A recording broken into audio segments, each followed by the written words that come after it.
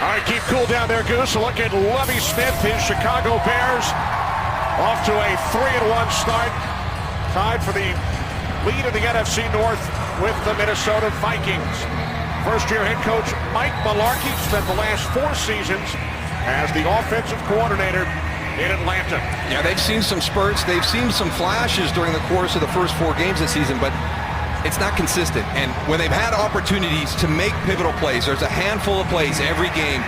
And if you make those plays, you give yourself a great chance to win the game. And Jacksonville has not been able to finish those opportunities. Jaguars have won the toss, have elected to receive. Robbie Gould will get things started. Rashad Jennings is back deep for the Jaguars, who have lost their first 2 home games by a combined score of 54-17. To the Texans and the Bengals, and we are underway in Jacksonville. Jaguars will start from their own 20-yard line, led out onto the field by the second-year quarterback out of Missouri. He's only 22 years of age, Blaine Gabbert. And he's taken a lot of criticism nationally, and I think it's unfair right now. I don't know if even Blaine expected to see the results of last year happen when he comes into camp and he's going to be a backup and there's so much change, and all of a sudden 5 days later he finds out he's the starter. And Kenny, at the top, you mentioned all that change in this organization last season. I just think with his age, you know, how young he is as he matures, and there's some consistency within this organization, I think we'll start to see the real Blaine Gabbert. On first down, it's Maurice Jones-Drew, and now you talked about him in the open. And he is swarmed by the Bears defense with Lance Briggs leading the way. Well, this is the key right here for the game today. This 5-guy group right here has to control the front of the Chicago Bears. And if they don't, it's going to be a long afternoon, because not only can they shut down the run, but they can get after the quarterback. And this young group of skill players, except for Maurice Jones-Drew, but the other guys, they got to step up and make a play when it's there to be made. Jaguars without starting one-out LaRon Robinson due to a concussion, his 3rd this season. It is Maurice Jones-Drew once again out to the 24-yard line, gain of 4, setting up 3rd down and 6. And I was blown away by a quote from Brian Urlacher this week, and that was, "This is the best defense that I've played on throughout my career with the Chicago Bears." And I think that that's a bold statement, but when I talked to him about it, he said, listen, these guys right here, the 4 guys up front, not just them, but the depth that we have in that group to be able to roll bodies through, keep them fresh. And then the secondary, you know, you talk about a group that's played well, you know, off and on. Tim Jennings has been huge this year, and Major Wright and Chris Connie have really solidified the safety spot. Jennings, the NFC Defensive Player of the Month for September. Gabbert to the air for the first time on 3rd down and 6, and there is Tim Jennings to make the stop on Mike Thomas. So Jennings continuing his terrific play here in October. But this is the difficulty when you play against the Bears. You've got a free blitzer to your quarterback, so you're going to throw the ball high. You think he's going to be open, but they've got coverage behind that. They make it so difficult. A look at the rookie 3rd-round draft pick, Brian Anger, off to a terrific start over his first 4 NFL games, but a big challenge today with Devin Hester, one of the best return men in the history of the league, back deep for Chicago. Taken up to 25 by Hester. Not much. Return of only 4. Well, that was an excellent job by the punt coverage team of keeping leverage and not letting Devin Hester get to the outside, get on that sideline.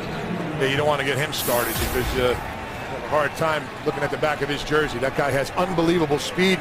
The cuts that he makes is unbelievable. So Hester setting up good field position for Jay Cutler and the Bears offense.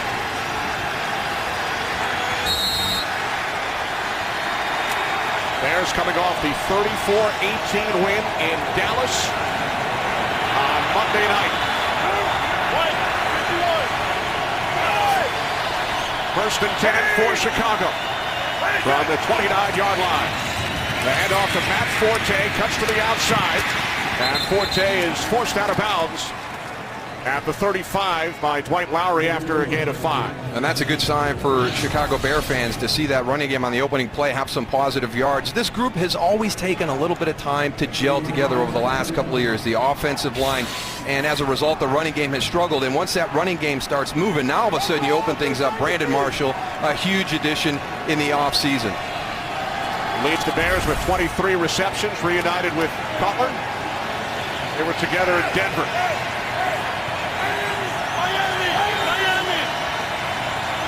Tight end Adam Schefter.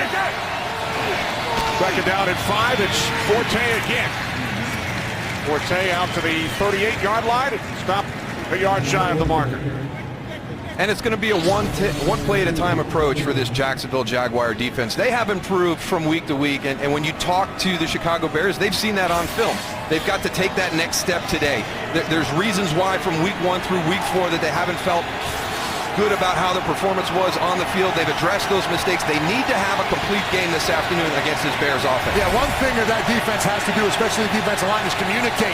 They all have to be on the same page. When it's pass, rush the passer. When it's run, play the run and stay in your gap. Low snap on 3rd and 1, scooped up by Cutler, and then his pass is picked off by Derek Cox.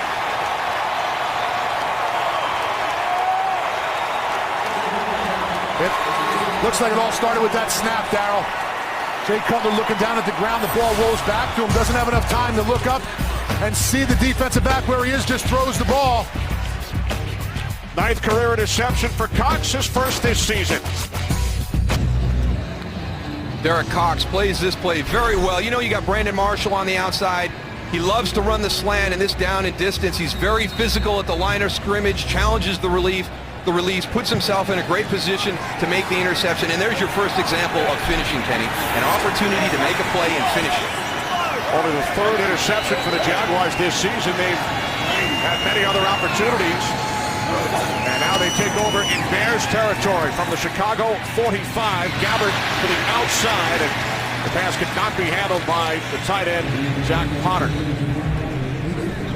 You know, I think this is going to be a good matchup for Blaine Gabbert today, because the one thing that you have to do when you play against the Bears defense is be patient. And I think I've seen that on film from Blaine Gabbert. Very rarely does he become impatient and make a bad throw down the field this year. It was some of the things that he saw last season in his rookie year, and he's really worked hard on that.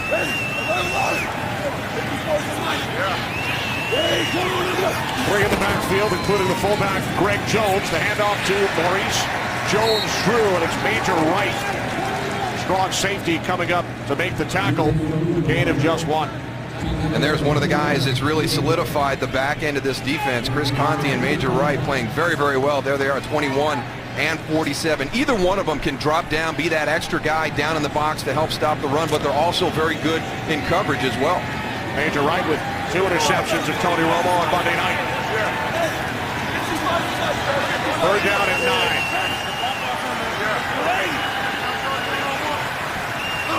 Jaguars must get to the 35. Gabbert over the middle, and Jones-Drew unable to make the catch. Maurice Jones-Drew is right in the area, right in front of the linebackers, behind the defensive lineman where he needs to be. He catches this ball. These are the little things that are going to multiply and turn into a big thing that they need in order to win this game today. They need to go and make these catches, run for first downs, not put themselves in 4th and 9 like they are right here, and try to get that first down. Jaguars go 3 and out for the second time, Goose. Their catch is called for by Hester at the 9-yard line. So the Jags unable to capitalize on the Bears turnover. Back in Jacksonville, some early game headliners. RG3 knocked out in the 3rd quarter on the Redskins' loss for the Falcons. Atlanta 5-0 for the first time in franchise history. And how about Ahmad Bradshaw, 200 yards on the ground for the Giants? That's impressive. The Giants were the worst rushing team in the NFL last season, in a 200-yard game today for Ahmad Bradshaw. 32nd in rushing. They win the Super Bowl. Cutler over the middle, and that pass is incomplete. It was intended for the tight end, Kellen Davis. Kellen Davis he's got to kind of carry over from that game Monday night. 3 catches, over 60 yards. What you expect from a big physical guy like that. You get around him on the football field, he is a monster, and he's got to use his size to his advantage. He should be much more productive in the passing game.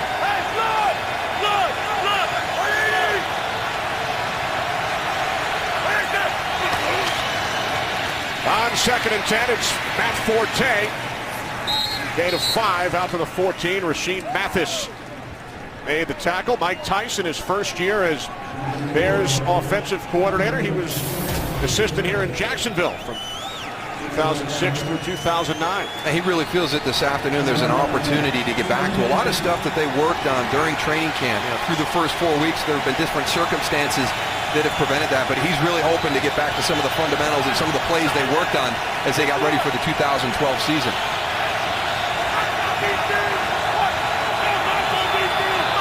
Here's one of them right here, giving Jay Cutler a little bit more liberty at the line of scrimmage. And the Bears keep it on the ground on 3rd down and 5, and Forte picks up a first down out to the 23, finally brought down by DeJuan Landry after a gain of 9. It's a really basic concept. You come out as a quarterback, you've opened up your formation. Now you just do a box count inside. Hey, they've left themselves vulnerable to our running game. So let's sneak Matt Forte into that line of scrimmage. So Jay's coming out, doing a little bit of a count there to see how they're going to number that box. If he feels they have the advantage, we're going to switch to the run. Now Cutler looking to throw on 1st down, of the pass is caught by the tight end, Kellen Davis. You talked about him a moment ago. Only his 7th catch of the season, and it's good for 15 yards. Jaguars defense only rushing 4 up front.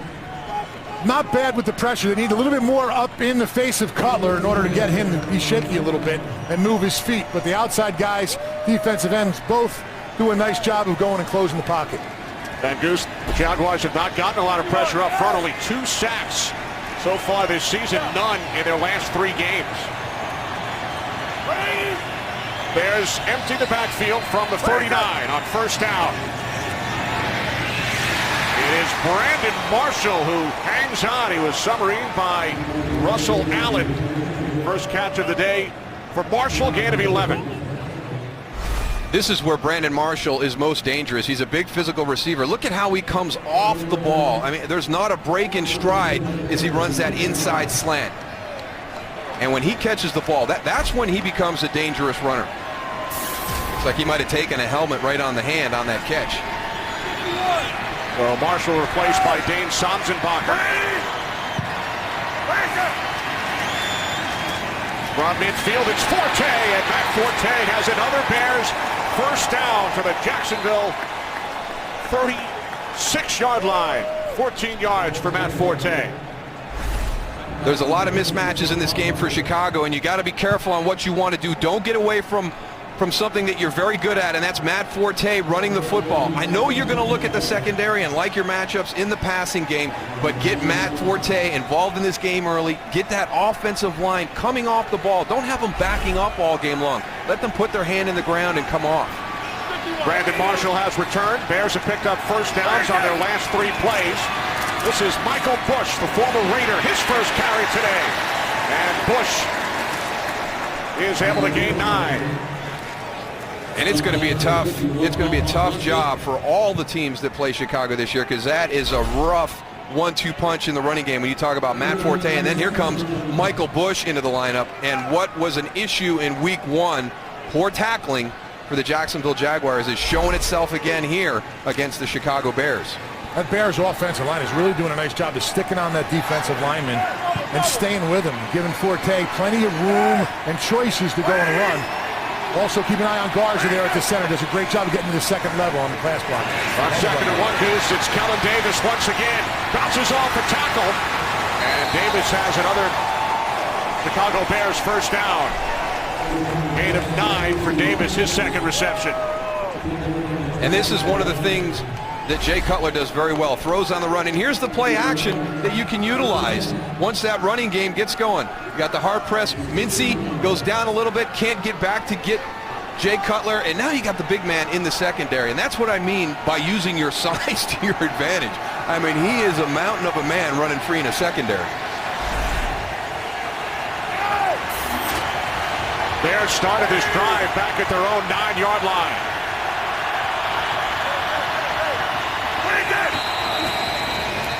And the play is blown dead. Bears took too much time. Delay game. Offense. 5-yard penalty. We made first down. And this is one of the things that'll get Jay Cutler upset more than anything, is the tempo. He wants to stay up-tempo. It drove him crazy the first 3 weeks of the season with the replacement officials. They were really impacting the tempo of all the games. And then last week, he had high reviews for Mike Tice and the way he controlled that. With the regular officials being back for that first week, you saw a much improved tempo. That has been a clean game today. That was our first penalty. Play clock again winding down. Bears able to get the snap away. Cutler off his back foot to the end zone. Looking for the tight end, Davis. One thing that Jay Cutler will do as a quarterback, he's going to give his guys an opportunity to make catches down the field when they get one-on-one. That defensive line does a good job of rushing, but what I'm seeing from them, that linebacker crew, is they're so deep, okay, that it's really easy for Cutler to sit back there and know when they're coming. They ran a delayed blitz on the last play, but see how deep they are right here? They have to go and move up into the line of scrimmage and get in and clog those holes up on the run and get up in there on the pass also. Another nice run by Forte, down to the 14-yard line. 7 more yards for Matt Forte. He's got 45 yards on the ground on only 6 carries. But remember, the Bears were forced back due to that delay of game penalty, so now Chicago facing 3rd down and 8. 11th play of the drive upcoming. From the Jaguars 14, empty backfield.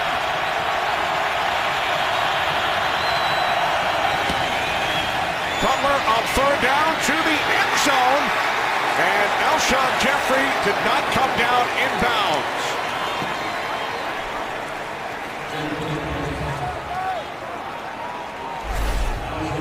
Alshon Jeffrey on the outside trying to get that back shoulder throw down the field.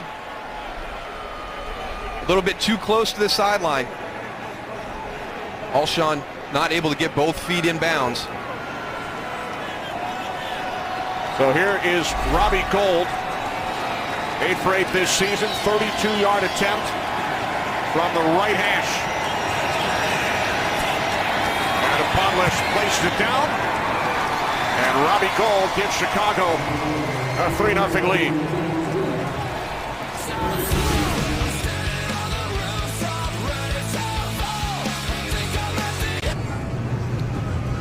Jacksonville named for Andrew Jackson, 1822.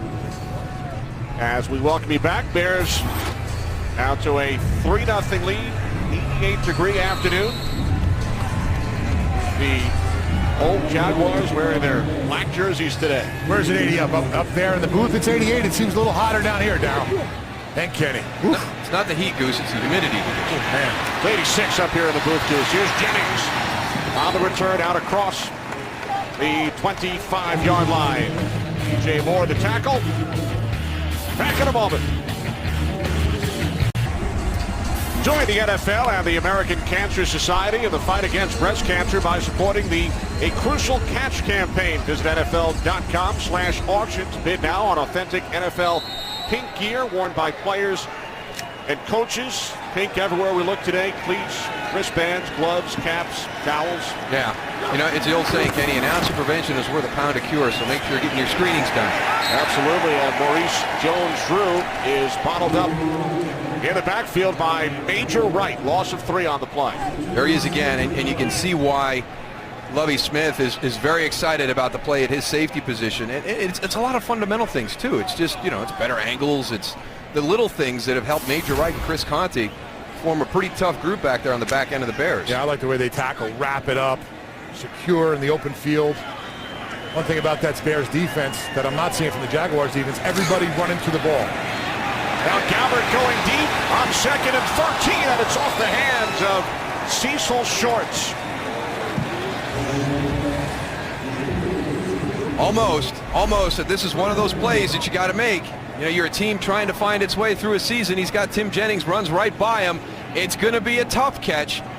But I think if he adjusts a little bit more to the ball in flight, he gives himself a better opportunity.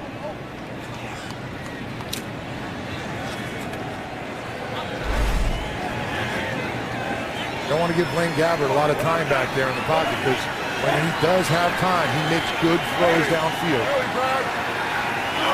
Jaguars must get to the 37. Third down and 13. And a terrific second effort by the first-round pick, Justin Blackmon, as he extends for the first Jaguars first down of this game. You had a nice game last week, worked hard in practice. Look at the physicality right there. Just kind of shrugs off Tim Jennings on that, spins back inside for the first down. I thought that Justin Blackmon was one of the safest picks coming out last year in the draft. And over the course of the season, you can see it start. The light bulb is starting to come on. I think he's going to have a good run here over the next couple of weeks. Two-time Biletnikoff Award winner as the top receiver in college football, 5th overall pick out of Oklahoma State. Here's Maurice Jones-Drew cutting to the outside.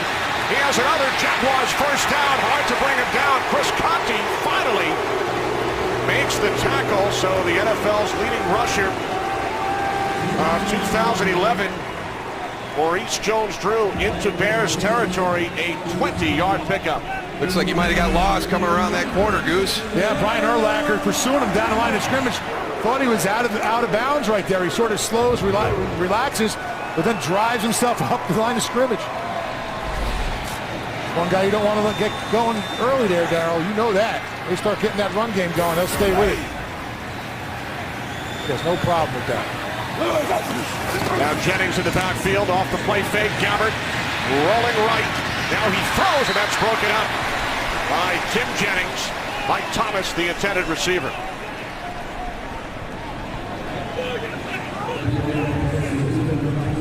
Tim Jennings, your defensive player of the month for the month of September, and not just the interceptions. You know, Lovie Smith talked about all the little things, and we've heard that a lot this season, Tony, as we've talked to coaches, and there seems to be a big focus on attention to detail and the fundamentals this year, and he said it was one of the great things that Tim Jennings did in the offseason was get to the coaches, how can I become a better corner, and did all the things that he was asked to do in the offseason. 4 picks. He's also broken up 2 others that were intercepted by teammates.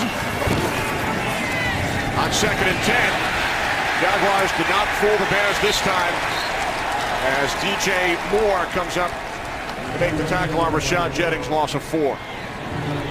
That's just good vision by DJ Moore. You're coming off the edge on the blitz, and you have to have your eyes open. You got to see what's coming. There's Brian Urlacher. He's mirroring everything on the inside. He forces it outside, but there's DJ Moore coming, and he doesn't chase the play away. His responsibility is backside contain.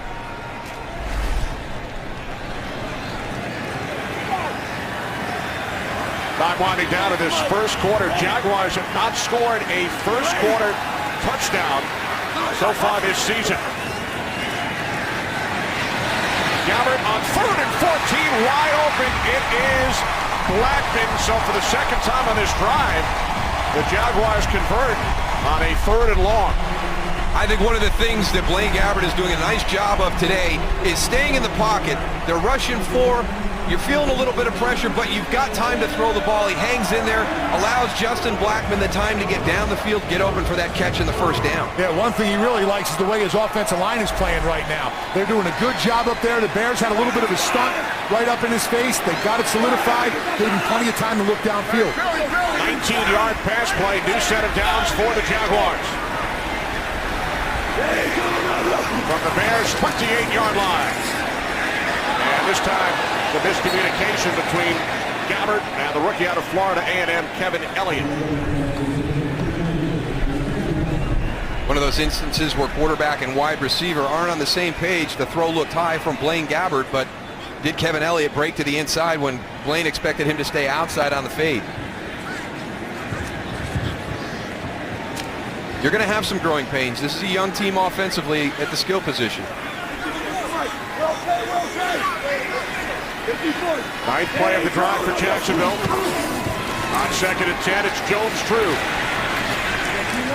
And he's brought down from behind after a short gain of 2. Charles Tillman made the tackle, so the Jaguars have already converted on a 3rd and 13 and a 3rd and 14 on this drive. Now looking at a 3rd down and 8. And that's very unusual against this Bears defense. You know, that's the position they're trying to put everybody in. They usually win those battles.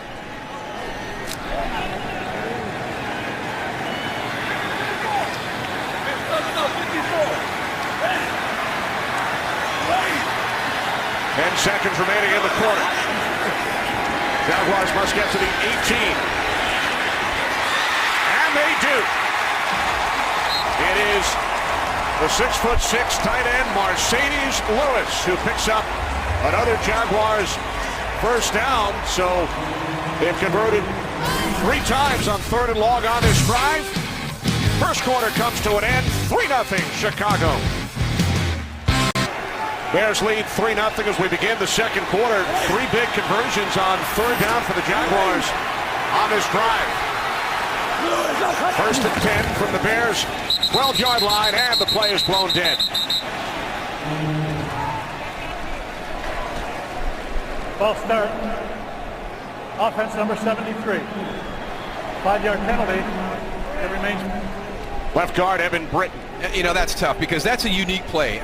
It'll be interesting to see if that play was put in specifically for Julius Peppers at the left defensive end. You give him a little bit of a flash, get him up the field. You're going to bring Mercedes Lewis across the field and kick him out, sneak Maurice Jones-Drew up inside. So Evan Britton may have just made a mental mistake right there on a play you've worked on all week, specifically for that front.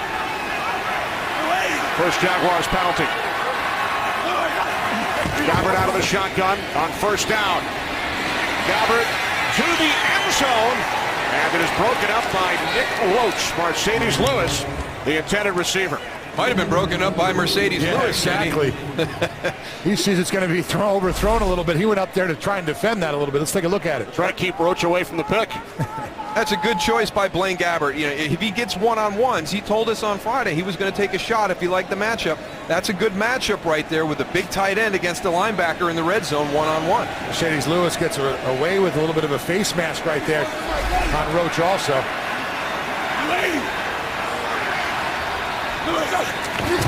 Gabbert on 2nd and 15. Into the end zone and through the end zone. You know, Darryl, we got to give some props to this offensive line. They did a really nice job of stopping. They've got one-on-ones all across the front. You got Mercedes Lewis right here. Roach on him one more time. You know, on that one, Tony, they actually put both the running backs on Julius Peppers. Watch number 90. There's your fullback and your tailback blocking him. Yep, and that allows you to turn your line all the way across to the other side. Yeah, it looks like Brian Urlacher and Lance Briggs came late when they saw that they were blocking. They got to be up in there closer to the line of scrimmage to get some penetration. So the Jaguars perfect 3 for 3 on 3rd down this drive. Gabbert's pass is caught, but well shy of the marker. It's Mike Thomas. Gain of 4. So the Jaguars will send out the field goal unit. Very impressed with Blaine Gabbert on that drive, and I think because of what happened to him last year. The mental clock he has inside his head when he drops back in the pocket is moving a little bit quicker than most guys. And on that drive, he did a heck of a job of hanging in that pocket. When the pressure was all around him, he wasn't moving his feet. He had his eyes downfield looking for his receivers. So Josh Scobie out to attempt a 31-yard field goal from the right hash. Scobie ties the game at 3 and ties Mike Hollis' franchise record for all-time field goals. It is hot on the sidelines, on the field. Goose, even up here in the broadcast booth. Kenny, my thermometer down here in my booth is reading this right here, 100 degrees where I'm standing. It is roasting down here. Got to look at Josh Scobie moments ago, his 175th career successful field goal, tying the franchise record. Triple digits down on the field, Goose. We'll be back. Back in Jacksonville, Kenny Albert, Darryl Johnston, Tony Siragusa. There's Lovie Smith. He was not yet the Bears head coach the last time Chicago played in temperatures of at least 89 degrees. You have to go back 12 years, and the Bears lost that game in Tampa, 41-0 as Brandon Marshall breaks free for a Chicago first down, gain of 11. You know, both of these teams, you know, the heat on the field, on the sidelines, to beat the heat, they have air conditioning seats. You know, I've seen heated seats, but these are air conditioning seats. You can see the wind up at the top, blows on your back and also down on your feet. That's where it's sucking all the heat in from your body, and it blows out cold, ice cold air on you, probably about a difference of 20 degrees. So if you want to get chilled up, you go right on the sideline and sit down. Here's Forte on first down.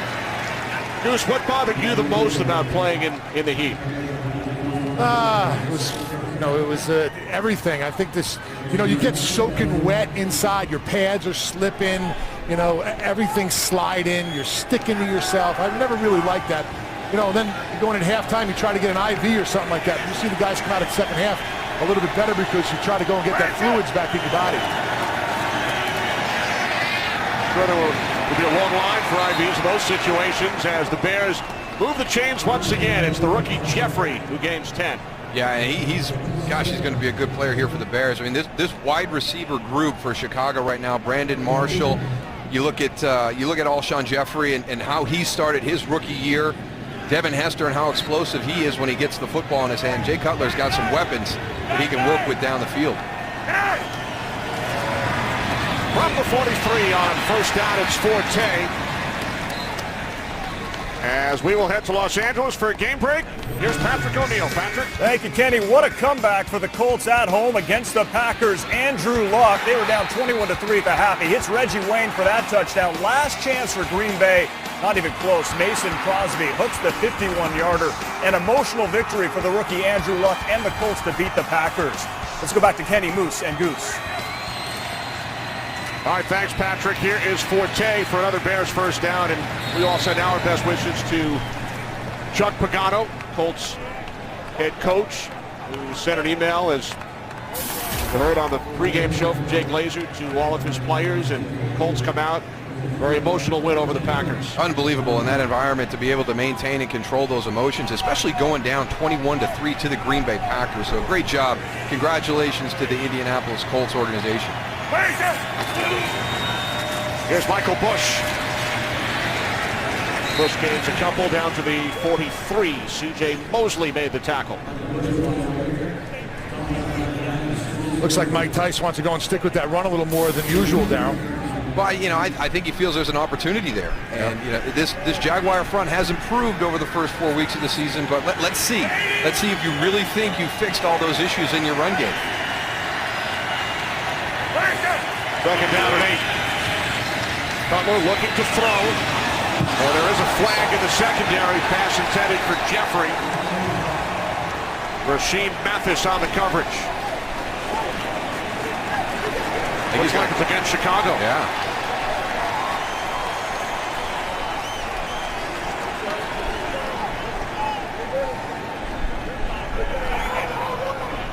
Pass interference. Offense number 17. 10-yard penalty. Repeat second down. Down at the bottom of the screen, working against Rasheem Mathis. Now the ball's being thrown. They both have the opportunity to get to the ball, so shoulder-to-shoulder contact. I would have given that a no call as much as offensive pass interference. Well, one thing the rookie's got to remember is if the officials see your arm extended and on the defensive back, they're going to call it every time. So that's something that you have to learn that they're going to call and not do. By the way, this officiating crew worked the Giants-Eagles game, the big offensive pass interference call on Ramsey's pardon right at the end of the game. Yeah, I wonder if that was more for the push-off at the top of the route than the competition at the point of the catch. Second down at 18 following the penalty as Cutler takes off. And Cutler with a bit of a stiff arm to the former New York Giant Aaron Ross, who chases him out of bounds at the 40. Jay Cutler is sneaky with the football when he decides to run. Yeah, I think people get lulled to sleep that he's the gunslinger and the big arm from the pocket, but he's pretty athletic on the move, and I think you've seen some of those plays incorporated into this offense with Mike Tice, where there's a little bit more movement of the pocket and Jay throwing on the run. Cutler gained 13, setting up third down and 5. Bears must get to the 35. Cutler off his back foot. Throws. Oh, what a catch. Matt Forte. But then he was unable to hold on. Looked like he had it initially, so now the Bears will send out the punting unit. This is one of the underrated parts of Matt Forte's game. He is a good receiver out of the backfield, and yeah, it looked like he might have been able to spin around and catch that low throw on the backside, but went through his hands. Yeah, Russell Allen had a nice read on that. Went to the outside and got blocked by his own man, or I thought he would have had a pick. Adam Podlish, the former Jaguar, punting from midfield.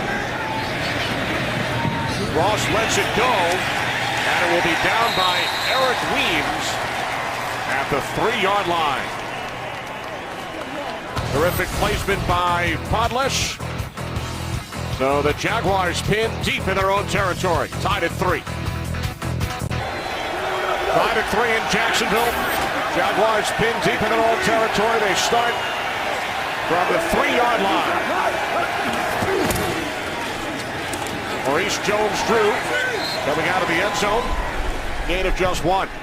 Well, get ready for the biggest sports month of the year as Foxtoberfest continues on Saturday with Fox College Football. Utah battles UCLA. 11th ranked USC takes on Washington. Then it's a Fox NFL Sunday doubleheader. Cowboys and the Ravens, followed by America's Game of the Week. Giants and 49ers plus other regional action. And then Game 1 of the National League Championship Series. The biggest sports month of the year. Foxtoberfest continues next weekend.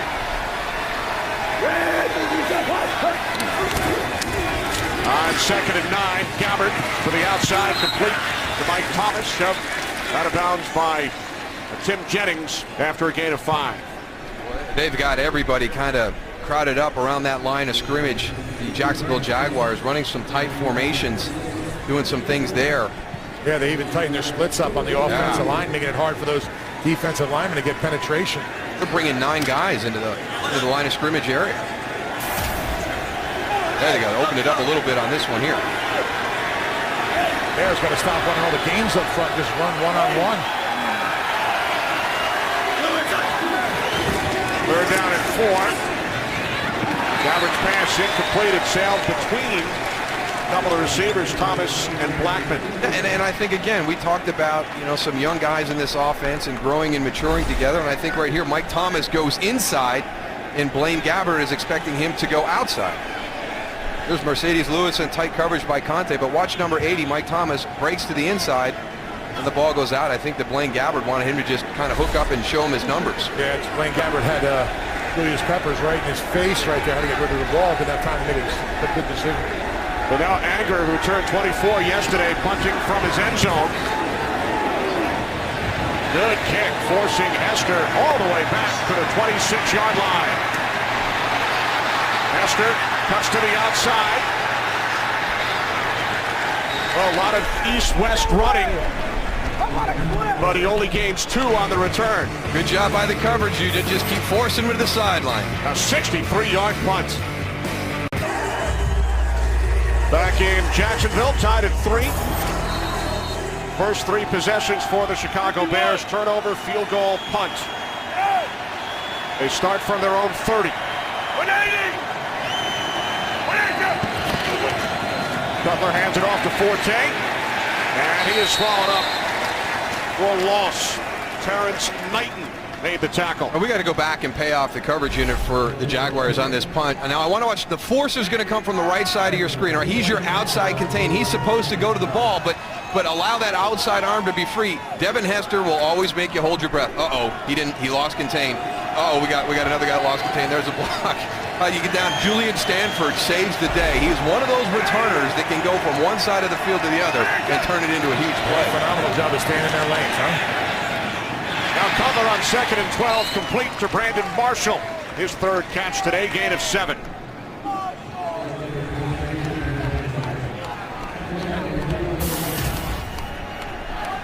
I'm impressed with Jay Cutler. He's a streaky guy. His first pass of the day today is an interception and not a real great decision by him. A good play by Derek Cox on Brandon Marshall, but he's bounced back. That was a nice drive they put together on that field goal. So he's settled into a good rhythm. Bears drove 12 plays, 77 yards. Now 3rd down and 5. Bears must get to the 40. And Marshall had it knocked away by Derek Cox. Well, A.J. Green for the Cincinnati Bengals had a big week last week against the Jaguars. And when you've got Brandon Marshall coming to town and Alshon Jeffrey in this receiving group, there was some question of how they were going to play. Right now, Derek Cox has done a heck of a job in one-on-one situations. He's been physical at the line of scrimmage, really challenged Brandon Marshall on the release, and has been in good position. And then at the point of the catch, does a nice job getting his eyes around and finding the ball. So here's Adam Podlesh, who spent 4 seasons in Jacksonville. End over end kick. And a fair catch is called for by Aaron Ross at the 22. Goose trying to stay cool. 3-3. Must be nice up there in that booth. You know, Darryl, I heard of some jobs, but this guy right here has been holding that up for the last 25 minutes. He's got to be the tiredest guy next to this guy on the field right now. That's a tough job right there. They've taken it to a new level. They got the shade. They got the shade and the cool bench. They're already working on their 3rd shirt. How many Jaguar players can you fit under that green tent? All of them. 1st and 10 from the 22-yard line of the toss. It's Maurice Jones-Drew. Gains a yard. Chris Conti made the tackle. You know, I'm watching Brian Urlacher, Darryl, and you talked earlier about how he said this is the best defense he's ever had so far, the best players. I thought you were going to talk about, you know, how he was talking. These guys are so good that I'm having a hard time getting to a play. I'm tired of congratulating them. I want to start making plays myself. So he's really working hard out there to go and get, you know, a tackle or a little bit of a rush on the pass rusher out there. He's working hard to try and get something done, I'll tell you. Said he's given out a lot of high fives this season, Goose. On 2nd and 9, it's Blackman. Time for another game break to Los Angeles. Here's Patrick. All right, Kenny, Broncos, Patriots. Yeah, Manning versus Brady. Brady, plenty of time to hit Wes Welker. Welker showing up, 5 catches and that 8-yard touchdown. But Peyton Manning has Denver on the move. It's 7-0 start of the 2nd. Kenny, Moose, and Goose. So for Brady, that's now 37 straight games, Darryl, with a touchdown pass. He is all alone in 3rd behind Breeze and Unitas, who are tied. And Drew Brees looks to set the record tonight against his former team, the San Diego Chargers. On 3rd and 1. Looks like the Jaguars have enough. Well, one of the matchups that we were going to keep our eye on today, Tony, was that defensive front of the Bears versus the offensive line of the Jags. And we've got to give the Jags some credit right now. They're playing well. They're keeping them off balance with some good play calls. But Rod Marinelli's bunch, right now, they are not impacting the game the way I thought they would. Cincinnati's front really, really controlled the line of scrimmage last week against Jacksonville. I'll tell you what, the defensive line for the Chicago Bears, you see them out there right now, really surprised that they're not just rushing, you know, one-on-one. They're doing a lot, too many games up front, and it's taking too much time to get to the quarterback. Off the play fake, Gabbert to Blackman. Justin Blackman into Bears territory. There is a flag. Israel Adonijah got mugged on that play, guys. So it looks like the 19-yard reception will be called back.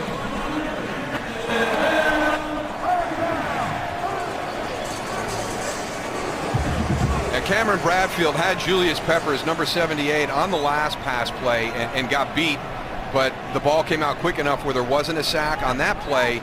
You've got a long play action. He's got to hold that block a little bit longer, and he was forced to hold. He didn't have any help, and that's the challenge here, you know. And you can't go to sleep. Okay, when number 90 is in front of me, oh boy, I know I got to hunker down and play, but this Bears front, the rotation they can throw at you, you better be ready to play against every one of these guys each snap.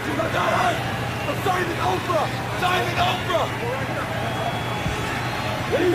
the Jaguars force back 10 yards on 1st and 20. It's Jones-Drew. Urlacher in on the tackle, gain of just 2 with 5 minutes remaining in the 2nd quarter here in Jacksonville. And you talk about that defensive line that kept 8 guys up and they're rotating them in, but guys who aren't getting in a lot of breaks are those linebackers right there. Look at Briggs I mean, coming into the hole and landed it, and Brian Urlacher right next to him. You know, when those defensive linemen hold those offensive linemen up, all of a sudden here come those two linebackers, and that's why they have so many tackles.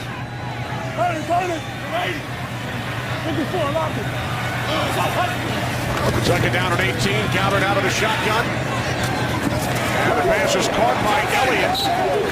Takes it to the 37-yard line. Kevin Elliott with his fourth catch of the season, gain of 11. Good job by Kevin Elliott spinning out of this. Down at the bottom of the screen, working on Charles Tillman. Watch the little spin right here. Fake inside, go outside. Charles Tillman, like a kick save in hockey, Kenny. He knew he was beat on that one. Kicked out that right leg. Did not make the stop.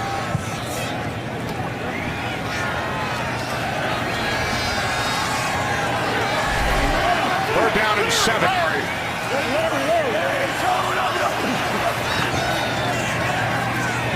Gabbert fires on third down, and the pass is caught for a first down by Cecil Shorts.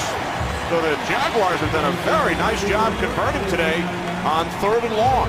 They really have, and you don't usually see that against the Chicago Bears defense. I mean, this is the position they're trying to put the offense in all the time. And again, I got to compliment Blaine Garrett on how he's playing in the pocket. I mean, he's standing in there with pressure around him and making good throws. For the Jaguars, that's their fourth conversion on 3rd and 7 plus. As Jones-Drew is forced back after a short gain. Maurice Jones-Drew had that one long run of 20 yards, but other than that, the Bears have done a nice job. His other 9 carries have resulted in a combined 10 yards. But that's the commitment to the run, and that allows you to stay competitive here in time of possession, Kenny. So I like it. And, you know, it's frustrating to me when somebody says, yeah, we played great run defense except for that 40-yarder he broke on us. Well, a lot of times that big run comes because of the commitment to the run. Now on 2nd and 9, here is Gabbert going deep, and it is Shorts. Once again, Cecil Shorts makes the catch for a Jaguars first down, a 34-yard pass play. Let's watch the release, see what he does to Tim Jennings. Oh, that is so nice. He beats him right away. Tim was leaning on an outside release, and he takes the easy path and goes inside. That's the area that Tim Jennings is struggling in today. He's getting beat right off of the release. Great concentration on the throw. One-handed, bring it in, secure it. Cecil Shorts, nice job. And now Jones-Drew here in the backfield once again. Cecil Shorts goes out of Division III Mount Union. He paid his own tuition, a 3-time Division III All-American. He's made some big plays for the Jaguars this season, has touchdowns of 39 and 80 yards. And he has put Jags in terrific position as we hit the 2-minute warning. Cecil Shorts, a couple of nice receptions on this drive. Gabbert is 4 for 4 for 62 yards on this Jaguars drive. 2nd down and 11 with 2 minutes remaining. Gabbert in trouble, hit from behind, lost the football on the sack by Corey Wooten. The Bears, with tremendous pressure from their defense, forced the turnover. Question is, was the arm coming forward when it came out? Well, it's a turnover, so we'll get a chance to confirm this. Ruled a turnover on the field. Most turnovers, automatic reviews. So Corey Wooten with the sack. Julius Peppers, the recovery. I tell you, that's awful close. Awful close.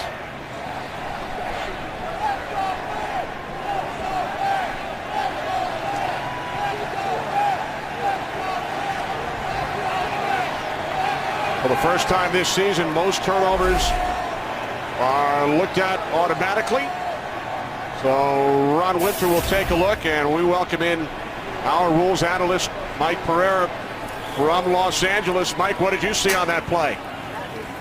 Well, I see it as so close that you go back to what was called on the field originally, which is a fumble. And I do think before the hand starts forward that the ball comes loose in his hands from the contact. So I think they got to stay with that.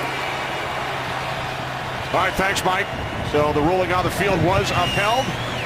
Cutler and the Bears in the 2-minute drill, complete to Matt Forte, out to the 31-yard line. And that's one of the things that this Chicago Bear front will do to you. You're blocking them up the whole first half here. You're down in the 2-minute situation with an opportunity for points, and it's Corey Wooten makes the big play. There's so much depth in that defensive line. Second down and 2. Butler to Forte once again for a Bears first down out to the 43-yard line. Chicago with all 3 timeouts. Corey Wooten with that sack. Darrell best remembered for the sack that ended Brett Favre's career. His last ever play in the NFL suffered the concussion on the sack from Wooten up in Minnesota. 2.5 sacks for Wooten this season.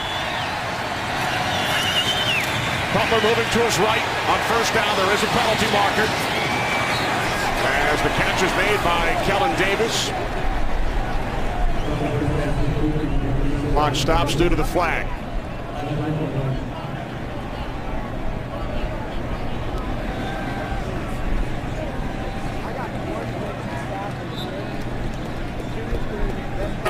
We're going with it. Holding. Offense number 72. 10-yard penalty. Repeat first down. Right tackle Gabe Karimi. Big guy right there. Yeah, nice inside move. Once a defender is even or past you, Jeremy Mincy, you got to let him go. 51. Karimi, first-round pick out of Wisconsin last year. Open. So the Bears force back down to the 33-yard line. 57 seconds remaining in the half. Bears with all 3 timeouts as Cutler steps up and throws complete to Brandon Marshall. Couple of nice moves. Marshall to the 47. Yeah, that's where he's dangerous. You know, he's a big body, but he is so good after the catch, and he comes up hurt after that. Marshall remains down. Bears use a timeout. 15-yard reception by number 15.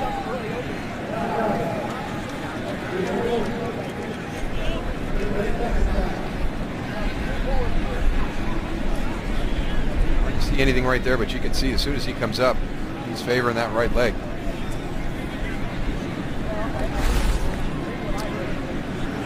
So the Bears medical staff tending to Brandon Marshall. How about the story Cutler told us yesterday? They were teammates, of course, in Denver. So the trade is made in March. Cutler's on a plane. Marshall's texting him throughout the day, but does not get a response because Cutler was flying. Jay lands in Los Angeles, and the most recent text from Brandon Marshall, are you mad about this deal? Had to get back to him right away, tell him he was out of the country. Yeah, I don't think he was mad at all about this one. Looks like when he planted that right foot, it rolled a little bit. He's jogging off the field right now. Marshall with 4 receptions today. Look at the size right there, Kenny. 6'4", 230 as a wide receiver. It's unbelievable how big these guys have gotten on the outside and how athletic they still are. That's a tight end back when I was playing. Incredible size, 3-time Pro Bowler, holds the NFL record, a 21 reception game against the Colts back in 2009. Cutler 3 for 3 on this drive. Second down and 5 from the 47. Cutler steps up and throws, and that pass is behind the intended receiver, Devin Hester. What's coming up on the Visa Halftime Report, Kurt Menefee? Coming up on the Visa Halftime, we'll have highlights from a busy day in the NFL, including an emotional upset victory for the Colts. The Falcons remain perfect while RG3 leaves with an injury, and the Dolphins surprised the Bengals in Cincinnati. So join me, Terry, Howie, Michael, and Jimmy on the Visa Halftime. We'll see you then. All right, Kurt, we look forward to it. Falcons 5-0 for the first time in franchise history here in Jacksonville. We are tied at 3. Third down and 5. Cutler throws, and Devin Hester able to make the catch with Rasheed Mathis all over him. First reception for Hester today, 11 yards to the Bears' first down. Second timeout taken by the Bears. This is a good catch by Devin Hester. He's got some tight coverage here, fitted in. You can see they're battling. He and Rasheed Mathis right at the point of that catch. Good concentration on the ball by Devin Hester. And now he's a guy, and Mike Tice said this, you know, we've got to create a package for Devin Hester, and we've got to get him involved in the game early. So here we are sitting with 35 seconds left, and really his first opportunity. Even in special teams, he's really only had that one return we saw come across the field. So he's one of those guys that if you can get the ball in his hand early, whether it's a screen, a reverse, a short pass, get him kind of excited and going, you've got another weapon in the passing game. Well, everybody stops and watches. Whenever Devin Hester has the ball in his hand, everyone knows at any moment there's going to be a huge play. And that reception goes 200th of Hester's career. Scored a touchdown in Dallas on Monday. One timeout remaining for Chicago as Cutler fires to the outside, looking for Marshall, who has returned. So with 30 seconds remaining, now 2nd and 10. Been out of sync on that back shoulder throw all afternoon. Whether it's Brandon Marshall, Alshon Jeffrey, just haven't quite been in sync with Jay Cutler through the first half.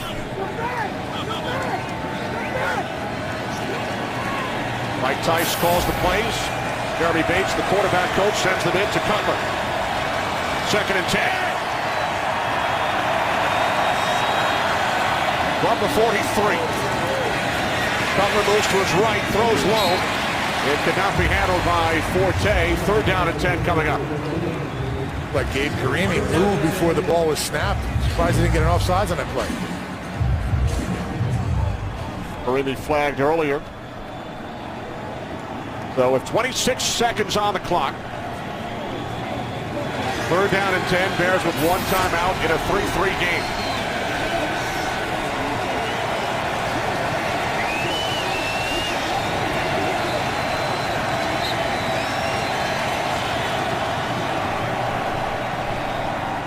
And now it looks like Timeout. Chicago. Bears use the final timeout with the clock stopped. Not exactly what Jay Cutler had in mind. Well, Fox, tonight, the scariest night of the year is tonight. Why? Because the Simpsons say it is. And you know what that means, an all-new Simpsons Treehouse of Horror. It's all part of a hilarious night of an all-new Halloween episode starting tonight at 7 Central right here on Fox. Yeah, the game clock stops on that incomplete game, but that play clock is still running, and I think they were a little slow getting back into the huddle to get that play called. And we talked about it at the top. You know, it's one of those things that really get under Jay Cutler's skin is when that tempo gets disrupted for whatever reason. So the Bears out of timeouts, facing a 3rd down and 10. They must get to the Jaguars 32. Johnny Gold, the kicker, also told me he's good at 60 yards, so if it's not there, he should throw it out of bounds and try for a field goal. Well, right now it will be about 60, 61-yard attempt, Goose. Forte split to the left, empty backfield on 3rd down. As Cutler throws, and the pass was a bit high, deflected off the hands of Sanzenbacher. There's some good coverage across the board by the Jacksonville Jaguars on this play. Again, Derek Cox has had a nice afternoon here the first half against Brandon Marshall. That's a big, tough challenge for him. You got Aaron Ross working the underneath coverage on Sanzenbacher. So Goose, Lovie Smith elects to send out the punting unit instead of attempting the 60-yard field goal.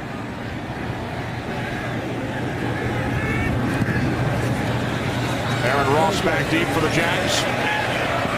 And it takes a Jacksonville bounce into the end zone with 12 seconds remaining in the half. Cutler and the Bears tied at 3 with the Jaguars. Well, next week, Foxtoberfest continues. Game 1 of the National League Championship Series next Sunday night, 8 Eastern, 5 Pacific on Fox. National League Division Series both underway. St. Louis Cardinals leading the Washington Nationals 2-1 at the top of the 6th inning.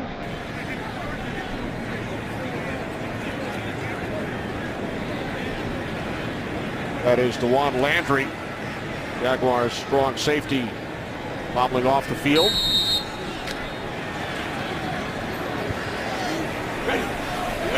Jaguars will run out the clock as Gabbert takes a knee. So the Bears and Jaguars head to their respective locker rooms at halftime, tied at 3 here in Jacksonville. Bears coming off the big win in Dallas on Monday night. Stay tuned for the Visa Halftime Report with Kurt, Terry, Howie, Michael, and Jimmy. It's coming up after these messages. Bears and Jaguars tied at 3. Follow your favorite team all season long. Go to iTunes.com/NFL as we get set for the start of the third quarter.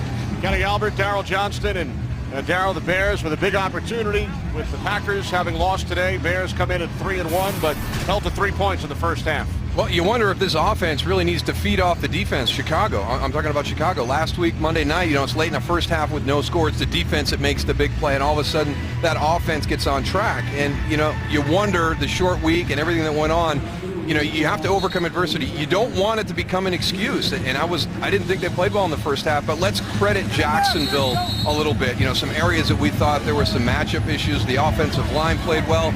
The defense didn't get to Jay Cutler, but they made a move, reset a few times. So I'm not going to say that this is totally Chicago not playing well. Jacksonville played much better than they did last week against Cincinnati. Hester on the return. There is a flag as Devin Hester steps out of bounds at the 33.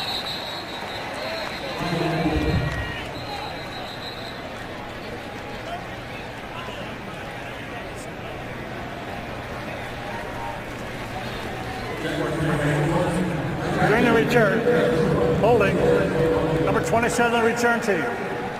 10-yard penalty, first down. Sherrick McManus, the guilty Bear.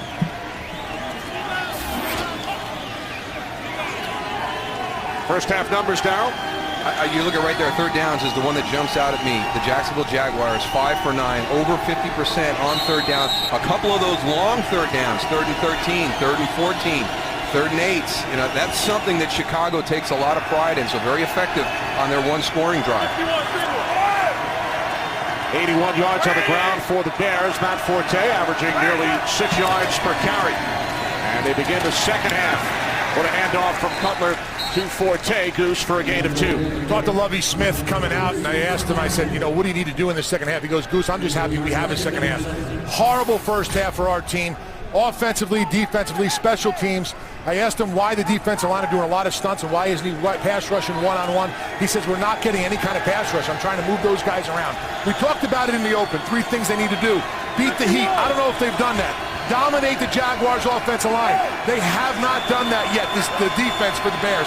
And stop Maurice Jones-Drew, which they're getting accomplished. But they need to get all 3 of those in order to be classified, in my opinion, as a great dominating defense.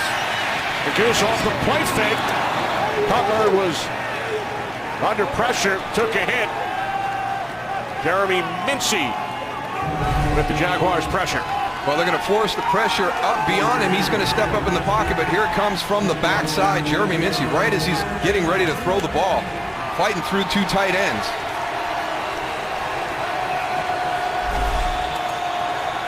Looks like they're getting more comfortable with that secondary and the way that they're covering. They're bringing them extra linebackers now down and bring that 5th guy into the rush, which should be effective.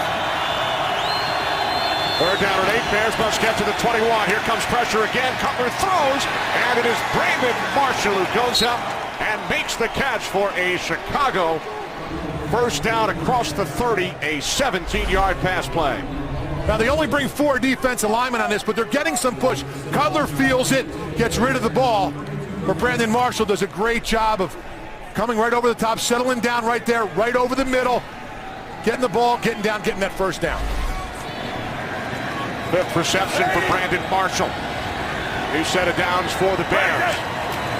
From the 32-yard line, it's Forte. And that Forte is upended by the Jaguars' leading tackler this season in his 4th season out of San Diego State, Russell Allen.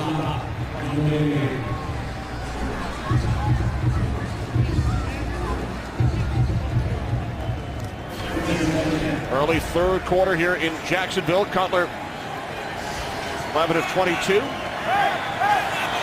yards per carry for Matt Forte and 5 receptions for Brandon Marshall. But the Bears have not been able to reach the end zone. They drove 77 yards, but were held to a field goal in the first quarter. Cutler on 2nd and 10. It's Marshall again. And Marshall looking to circle back and pick up extra yardage is down at the 38 after a 6-yard pickup. I tell you what, he sure earns his pay. I mean, he's running short crossing routes right back into the middle of the field where all the defenders are pursuing. Tell you what, Jay Cutler, watching him on that play from down here on the field, Darryl, giving little hand signals, okay, to Brandon. No, they're on the same page. Knew he was going to him. He gave him a little hand signal on the line of scrimmage. They had eye contact, and they're on the same page right now. So watch him going to him more often. And he throws it high so nobody else can get it. 3rd down and 4. Cutler's pass is caught for a first down by Dane Sonsenbacher, moving up the depth chart with Earl Bennett still out. And for Sonsenbacher, that is his first catch this season. Now, you talk about it all the time, about the tempo of an offense. And that's one thing different that I see in this second half of the Chicago's offense compared to the first half. Yeah, the one time that they were able to establish it was that scoring drive in the first half. They've come out here in the second half and gotten into a nice rhythm again. Bears started this drive on their 11-yard line following a penalty on the return. Cutler in trouble on first down, and he is wrapped up by Austin Lane, who missed the entire preseason, missed the first 3 games. It is his first sack of 2012. Just continue to work. When you're rushing 4 guys, you know, just keep working. Look at the big guys in the middle getting the push, too. They're a big part of it, getting their hands up. It's a collective rush right there. And I think that that's something on that play that we didn't see consistently in the first half, Tony. You talked about it. The edge rushers were coming around the corner well, but Jay Cutler was able to step up and make some throws. He couldn't on that play. And that is the first Jacksonville sack in their last 4 games. Only their 3rd of the season. 2nd down and 15. Cutler over the middle. It's Marshall. Time for another game break. We head to Los Angeles. Here's Kurt. Well, Carolina's Cam Newton only 3 of 16 in the game, but his defense is bailing him out. Here, Captain Munnerlyn picks off. Russell Wilson takes it back 33 yards. Only touchdown in the game so far, but it's enough to have the Panthers in the lead in the 3rd quarter. 10-6. Getting loose and goose. Interesting discussion on the pregame show with the guys there, whether it was time to maybe make a change at quarterback with Russell Wilson, and we'll have to wait and see what Pete Carroll does. He's all about competition. We'll see if he opens that up here in the next couple weeks. Seahawks signed Matt Flynn during the offseason, the former Packer. Cutler on 3rd and 9. It's Marshall again, and as he went down, he lost the football. But he was ruled down by contact, which cannot be challenged, but Marshall stopped about 1.5 yards shy of the marker. Trying to stretch that big 6'4" frame to get beyond that marker for the first down. See, there's the knee. He's down. So the Bears going for it on 4th down as Lovie Smith leaves his offense on the field.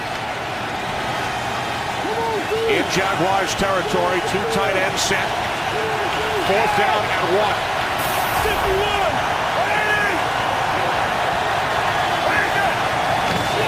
Cutler to throw on 4th down. He pump fakes.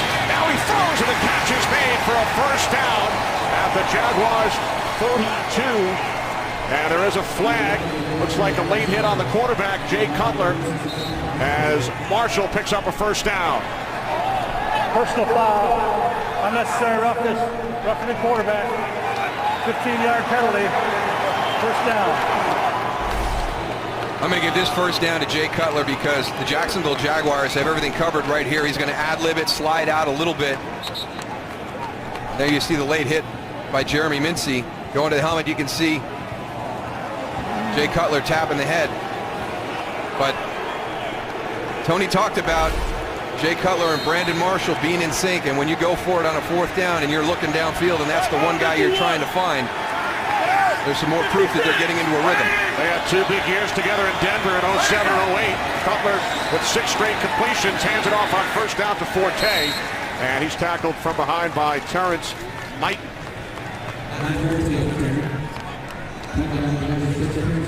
Well, you come in after that first half, and Lovie Smith's not happy with the way that the team played in any of the phases of the game, and this is a nice drive to respond to a challenge by your coaching staff.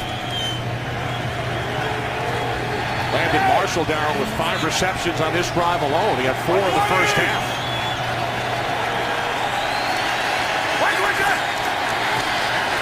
2nd and 6. Forte with a bit of a delay. And then he's wrapped up by a trio of Jaguars. That was nice timing on that blitz by the Jacksonville Jaguars during their standard defense, and late in that cadence, the linebackers come up on the edges and catch the Chicago Bears running off the edge.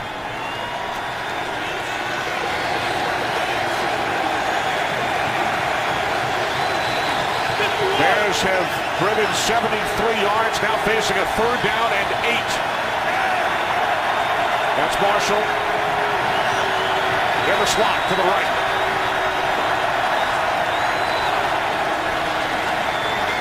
Cutler steps up on 3rd down. He will take off, looking for the marker. And Cutler takes a hard hit at the end of the run. Needed to get to the 8, and Cutler, with his legs, picks up a Bears 1st down. It's a good, quick decision. You drop back, there's nobody there. You realize that they vacated that whole right flat. So pull the ball down, tuck it, use your legs to get that 1st down. Yeah, you better learn how to slide a little bit too, because these defensive backs, man, they're going to go right at your legs. It doesn't look like Jay Cutler has any thigh pads on right now. He gets a good helmet or a knee in that thigh. That's not fun. Well, it looked like he thought about sliding this, but if you slide, you're down at your initial point of contact. He knew he needed to pick up the extra yardage. So 1st and goal as Cutler looks to swing it out to Michael Bush, and it's incomplete. So 2nd and goal upcoming. Bears have run 7.5 minutes off the clock here in the 3rd quarter. It's been a good mix, and it's the short passes to Brandon Marshall. You're giving the ball to Matt Forte every once in a while, converting on 3rd downs on this drive. This will be the 15th play of this drive. Jeffrey split wide to the left. Marshall to the right. On 2nd and goal, off the fake to Bush, Cutler throws underneath, and Marshall is tackled at the 4 by Kozlowski. These linebackers need to go and find out exactly where certain receivers are. Yeah, but Brandon Marshall, he's crossing the field, Tony, but look at the flat. He's got Kyle Adams out in the flat. I think that's your bigger play right now. So you don't want to overthink it where you're getting locked into Brandon Marshall on all your plays. You still got to go through your progression. But Paul Kozlowski needs to go and stay square on that so he can come back and get involved on that tackle with Brandon Marshall. Marshall with 6 receptions on his drive has 10 in the game. 3rd and goal. Well, just outside the 3. Penalty markers, and the play is blown dead. It's a false start. False start. Offense number 72. Penalty. Remains 3rd down. That is Gabe Karimi again. His 2nd penalty. Also beaten for a sack earlier this drive.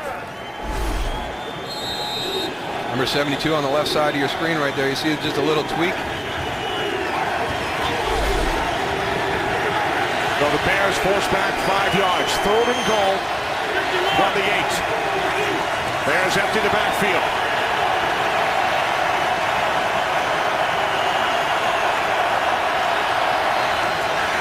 They got him again. More flags. Another false start.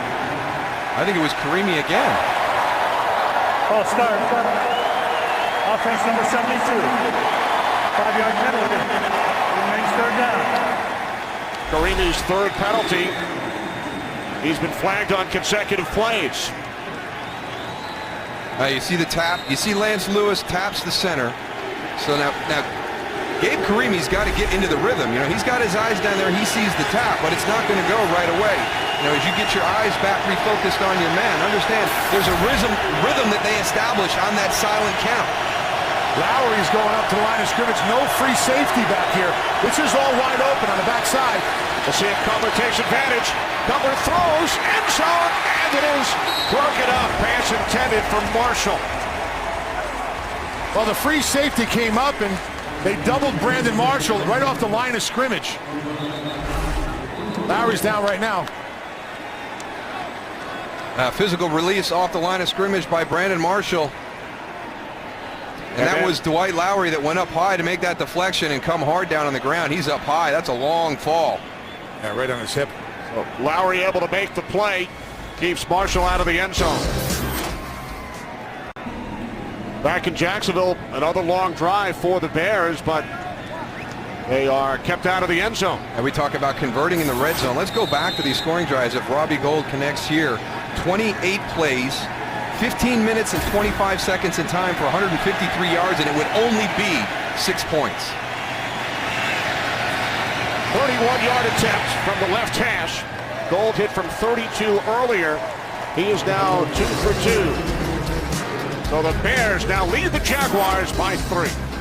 The Bears penetrated to the Jaguars 3, but then back-to-back false starts called on Gabe Karimi, and Chicago has to settle for another field goal. You saw the numbers on that drive. It's an impressive drive, but to only get to 3 points, and there's nothing worse. Negative plays in the red zone. Two false start penalties. Rashad Jennings takes it out for the Jaguars to the 25. So with 5.5 remaining in the third quarter, our first look this half at the Jags offense. Jay Cutler and the Bears lead the Jaguars 6-3. There's backup Jason Campbell, the former Redskin and Raider, on the right. Jaguars start from their own 25 after a drive of nearly 9.5 minutes by the Bears to start this third quarter. Maurice Jones-Drew tries to turn the corner. There is a flag. Jones-Drew gains just 1.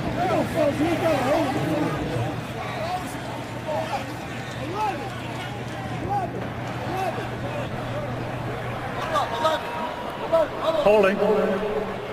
Offense number 75. 10-yard penalty. Repeat first down. Left tackle Eugene Monroe. Well, you try to stop Julius Peppers any way you possibly can. Little latch on the outside. You got to let him go on that. The officials looking exactly where the ball is. If the defender can go and make a play on the ball, they're going to call that every single time. Then again, you're talking about Julius Peppers. You try to deflect him any way you possibly can. One of the all-time greats. First down and 20. Gabbert with time. Fires, and it is picked off by Charles Tillman. Tillman inside the 10. The 5, and he is in for a Bears touchdown. Unbelievable, this Bears defense. And a bad decision by Klaney. Standing right behind Blaine Gabbert. I mean, there was no way he should have thrown this ball. Tillman's got his head back, watching him the whole time. The ball is underthrown. I mean, that's just throw and catch right there. And the Bears do what they do best, turn and put points on the board as a defense. Yeah, we've seen them try and jam at the line of scrimmage, and we've seen a couple of the Jaguar receivers get beyond Tim Jennings. That time, Charles Tillman bailed, which means as soon as the ball is snapped, he's getting out. He's running stride for stride with Justin Blackman down the field. Blaine Gabbert should have gotten away from that side of the field. Charles Tillman sets a new franchise record. It's his 8th career defensive touchdown. He had been tied with Mike Brown. And get this, last time the Bears scored a defensive touchdown in 3 straight games, 1950. Charles Tillman with the 35-yard interception return. Last time the Bears scored a defensive touchdown in 3 straight games, November of 1950.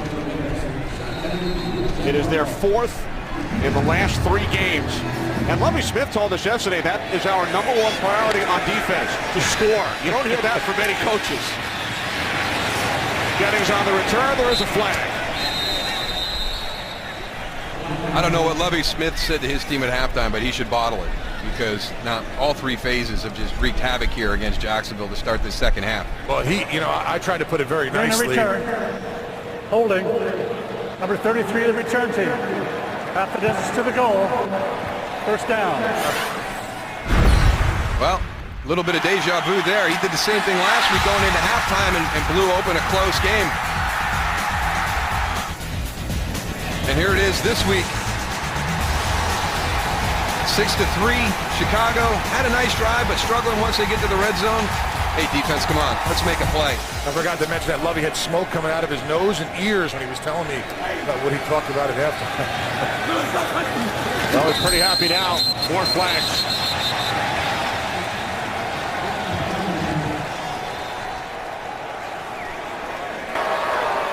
False start. Offense number 77. Half the distance to the goal. It remains first down. Uche Waneri, the right guard. Call ** NFL to download NFL Mobile now. Get coverage of every NFL game. So the last 5 plays the Jaguars have attempted to run down. Sack, fumble in the second quarter. Took a knee to end the first half. Then in the third quarter, penalty, interception for a touchdown, another penalty. As Gabbard fires downfield, it's intended for Blackman, and then nearly intercepted on the deflection by Conti with Jennings on the coverage. Tim Jennings was in perfect position, and we've got the potential for another interception if Justin Blackman doesn't go up and make a nice play on the football. That's good work by both those guys. Tim Jennings in great position for this throw, and then Justin Blackman going up and making a play so it's not interception. Should a couple of Jaguars offensive players break up potential interceptions. Mercedes Lewis earlier. 2nd and 13. Gabbard in the end zone. He throws. And it's Lewis. We're getting back to Lovie Smith's philosophy on defense. Number 1 priority is to score on defense. And we heard Michael Strahan on the pregame show. He said Lovie told him our defense is an offense. Oh, well, look at what they've done the last few weeks. That's a heck of a catch by Mercedes Lewis right there. But this defense is so opportunistic, and when you take the fact that they're taking the ball the way, at the rate they're doing it, they're pressuring the quarterback, the sacks that they're getting. This is a tough group. Last 3 games, the Bears' defense has more touchdowns than the Chicago offense. 4 for the defense, 3 for the offense. Here's Gabbard in trouble, and he is sacked. It is Lance Briggs with his first sack of the season as this Bears defense continues their tremendous play. They don't have to pressure very often to get to the quarterback. This time they bring Lance Briggs. Mercedes Lewis, who's a good blocking tight end. I don't know if he recognized it late. He was out of position.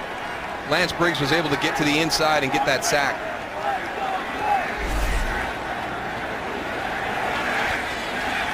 Second Bears sack today. Brian Anger lined up deep in his end zone. The way this half is going, expect a big return from Devin Hester here. Hester waiting for it at the 43. There is a flag.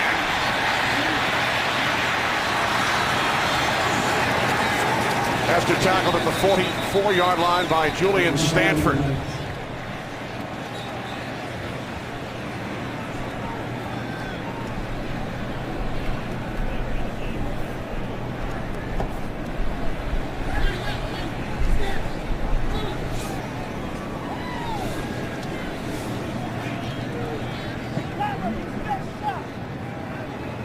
I don't think it's just the defense, Kenny, but I think when special teams goes out there, they're thinking about scoring as well. So Lovie Smith having the luxury of all 3 phases of his team with the ability to score points.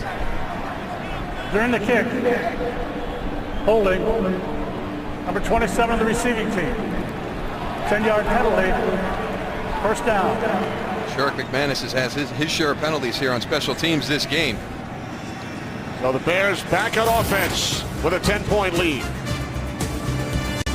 So would you refer to Rod Marinelli as the defensive coordinator or the assistant offensive coordinator? Maybe the assistant offensive coordinator. 4 defensive touchdowns for the Bears the last 3 games. Now Cutler and the offense back to work. Here's Michael Bush. He spins away and then dives forward for a Chicago first down. I can't tell you how big it is, you know, as an offense to know that you have a defense that if you come out and you're not playing well, that they can make a play, they can create something happen to generate that excitement, that emotion on the sideline. There's one of the guys over the last couple of weeks, Charles Tillman, doing a heck of a job. 57. Played for the Ravens. Single. So the Ravens comment in the background from Goose. Here's Bush up the middle. What are you saying, Darryl, that over there in Dallas, when you guys won all those Super Bowls, your defense wasn't getting it done? No, we actually had a #1 defense. Everybody talked about the offense, but we had a #1 defense. Goose, I guess No, you're referring to the 5 straight nice. games without an offensive touchdown, and you guys won 3 of them back in 2000. Well, you know what? It's nice as a defense when you go out there and you play together so long and you know each other and you have it dialed in. One thing that's great about this defense is what they do is very simple. They only run 8 defenses. You know, Chicago Bears defense only runs 8 defenses. They run a couple variations, but they go out there and they dominate and they just play ball. What would a normal number be? What would an average number be as far as how many different defenses an NFL team runs? It all depends on who your coordinator is. Like when I first got to Baltimore, I mean, Marvin Lewis, we've had in the upwards of 50 defenses. Wow. You know, with special team, with the short yardage, goal line in there, blitzes, dog, zone blitzes, nickel, dime, depending on who you have. But when you have a defense like the Bears have, I mean, they just go, they line up, you know what they're going to be in. They're either going to be in single high or they're going to be in 2 deep, and they're just going to say, okay, come on, beat us. And that's what good defenses do that have played together because they play off each other. 55 defense, that's a lot of studying for you and the guys. Here's Cutler on 3rd and 6, and Brandon Marshall picks up another Bears first down, his 11th catch today, and he is over 100 yards. And this is a heck of a route, but to be able to throw this route, you've got to have the time. And the Bears offensive line gives them the time to throw it. Brandon Marshall runs a heck of a route. Watch, he's got me sold. He's going to the middle. He had Derek Cox sold. He was going to the middle of the field. A nice quick break to the outside. 11 receptions, 119 yards for Marshall. A minute and a half remaining, 3rd quarter. We were tied at 3 at the half. Bears now lead by 10, and they are on the move.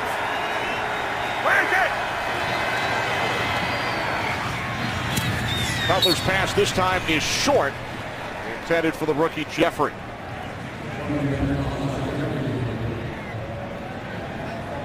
Once he starts to understand and once he develops the chemistry with Jay Cutler that we've seen with Brandon Marshall today, this is going to be a tough combination. And they've been looking for 1 wide receiver here for Chicago for a long time. They've found 2. They're going to have 2 good ones by the end of the year on the outside. And Lovie Smith told us yesterday, Earl Bennett expected back in the Bears' next game against Detroit following their bye. On 2nd and 10, Cutler steps up, throws across the field looking for Hester, and a good play by Rasheem Mathis to get the handout in front of Devin Hester. That ball looked like it floated. I don't know if it got tipped or what. Let's see, Jay Cutler drops back. Got some pressure on the outside, steps up. It just came off his arm, like very different. Look at the ball, it's just up there. I thought it was going to be deflected. I thought we were going to see on the replay that it got deflected, but it might be the humidity out there. Slipped right out of his hands. 3rd down and 10. 3 receivers set.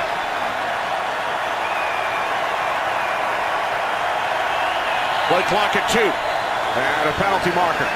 False start, Chicago. False start. Offense number 87.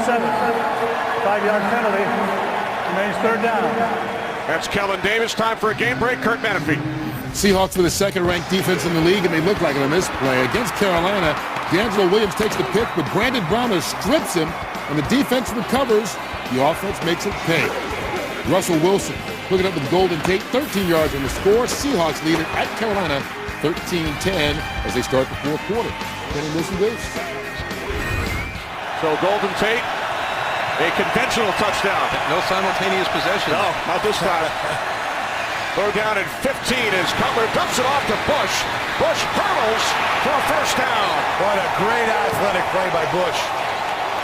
I thought he was going to be stopped short. I think he would have if it wasn't for Roberto Garza getting out on the screen, the center from the Chicago Bears. That's a nice job, good vision. Look at that hurdle, huh? Mm-hmm. Right over the top of Chris Brzezinski. Derek Cox there as well. It's got to be 24. Time winding down in this 3rd quarter. New set of downs for Chicago. Bears lead 13-3. Cutler hands it off to Bush. Bush finds a hole and takes it to the 10-yard line for another Bears first down, a gain of 11 as the clock winds down, and now an injured Jaguar.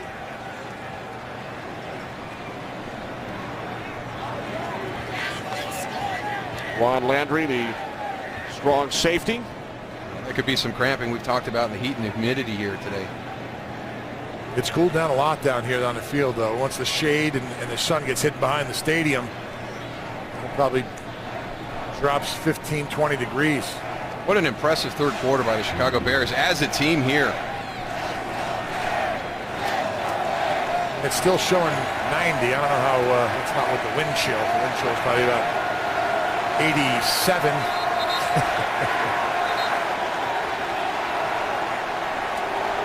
So Landry walks it off. Bears with a field goal at the end of a 17-play drive, and then less than a minute later, the Bears defense does it again. Charles Tillman with the interception, took it all the way back. Third quarter comes to an end with the Bears leading the Jaguars 13-3. Fox NFL Sunday will continue after these messages and a word from your local station. Chicago Bears dominate the third quarter. Jaguars ran only 4 plays. So we begin the fourth. 13-3 Chicago. First and goal from the Jaguars 10. Cutler on first down to the end zone. Touchdown. Alshon Jeffrey with his second touchdown of the season. I tell you what, this shows you the potential with Alshon Jeffrey. This is really tight coverage, but watch as he gets his head around the reaction with his hands, getting him up to make this catch. And it's an awkward catch there. That's tight coverage, battling all the way into the end zone. You know, Darryl, you talked about opportunities for a lot of these other guys, Devin Hester, Alshon Jeffrey, with Brandon Marshall out there, and the way that, Jay Cutler's been going after him. Everyone's been paying attention to them. And, Ashlyn Martin, Alshon Jeffrey, is going to be getting some opportunities to capitalize just on that one. Second round pick out of South Carolina. Here's Gold adding the extra point. It is now 20-3 Chicago. Jeffrey into the end zone. Back in Jacksonville, Chicago Bears have taken over this game. Tied at 3 at the half. Bears drive 17 plays for a field goal. 9-minute, 18-second drive to start the third quarter. Then the defensive touchdown, followed by the Jeffrey score. Early fourth quarter here in Jacksonville. Jaguars 0-2 at home so far this season. They trail by 17. Well, Alshon Jeffrey left the field while we were in commercial. Let's see what happens here. They're looking at his right hand, and as you watch him battle the whole time, it kind of looks as though he's trying to get it out there like he'd heard it prior to the catch, but it's so hard to see. But he has jogged off the field and into the locker room. See, he's in pain with his face. Keep an eye on that for you. So now Gabbert and the Jaguars, who have run only 5 of the last 41 plays in this game. Gabbert looks to set up the screen. It's Lewis, and he loses a yard. Tackled at the 19. Time for another game break. Here's Kurt Menefee. Okay, how about Florida native Frank Gore doing it after all these years with San Francisco? 31 yards on the run here against Buffalo. 2 plays later, he makes sure he caps it off with a touchdown. 49ers in firm control of 24-3. That one in the third quarter. Getting loose and goose. Thanks, Kurt. We saw the 49ers the last 2 weeks, and Darryl, despite their loss to the Vikings on the road 2 weeks ago, you feel the 49ers, up until this point, best team in football. As Jones-Drew picks up a first down and more, and he is finally tackled by Chris Conti. Maurice Jones-Drew gains 27 yards. And that's what happens when you commit to the run. We talked in the first half, Kenny, where he had that one big 20-yard run, but other than that, not a lot of production, and you just stay with it. They get the upfield penetration by Stephen Paia. They turn him outside. That means you're able to get the guard immediately up to the linebacker level, and then you hit it quick right behind everybody. Nice little short trap.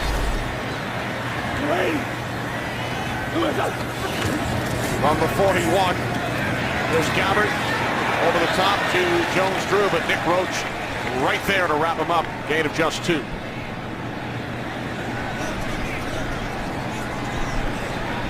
Just for this Jacksonville offense, just to get a few snaps on the field here. You pointed out, Kenny, only 4 plays in that third quarter, and one of them cost them 7 points. Gabbert making his 19th career start. First-round pick a year ago. He was the 3rd quarterback selected after Cam Newton and Jake Locker. Left Missouri after his junior year. Now the slant. And Blackman unable to make the catch. It's ruled an incomplete pass on the field. And in talking to Mike Mularkey, he worked with Matt Ryan for the last 4 years. As we take one more look, Matt Ryan spent 5 years at Boston College. Blaine Gabbert came out a year early, only 3 years in school, so at his age, at least football-wise, Matt Ryan was still at BC at this point. Absolutely. There'd be another year before Matt Ryan would have come out of school. For Blaine Gabbert, that's what we talk about, his maturity and where he's at this stage. So. There was a lot of Atlanta Falcons film during the offseason. 3rd down and 8. Some miscommunication with Blackman. And you've got a young quarterback. You've got young receivers on the outside. So, again, as they start to create their identity and what they want to do as an offense, these things will improve. But you're going to have plays like this during the course of especially when you go against a defense like the Chicago Bears. Another opportunity for Devin Hester. 18 career return touchdowns in only 96 games. An incredible rate.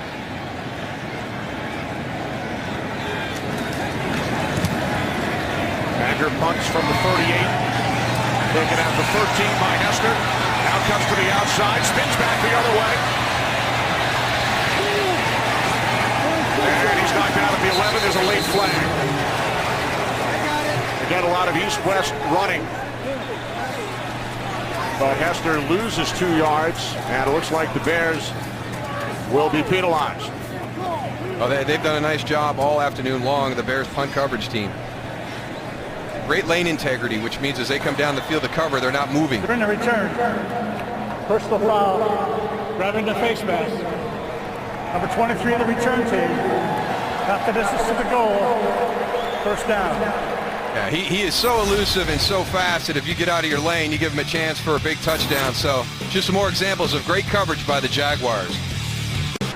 Well, this is the role that Brian Urlacher says he's kind of fallen into right now. He's the high-five guy. All the other guys around him are making plays, and today he's got 2 tackles and 1 high-five. So and he's got to get that ratio fixed. He's going and giving high-fives. Usually they're coming over to him to get them. So only 1 high-five today? That's the only one we caught.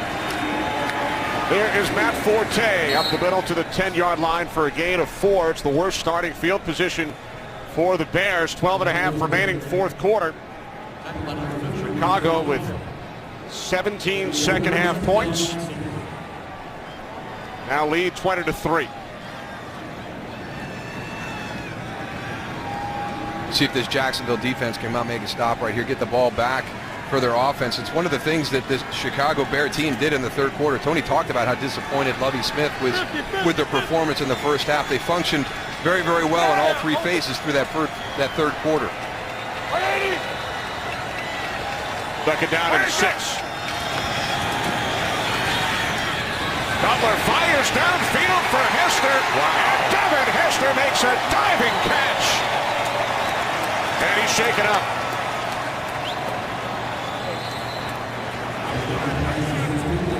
Nate Cutler makes a great read on this. They roll the safeties, go single high. He knows he got Devin Hester one-on-one. Led him perfectly. Devin Hester runs right under it. Great catch. Concentration to bring the ball in. That's a great catch right there. A 40-yard completion. Now you saw the ball may have hit the ground, but it was all in the process of the catch. He never lost control. Well, the Bears have hurried up to the line of scrimmage. I think they wanted to get the ball snapped before a challenge could be thrown, but Devin Hester.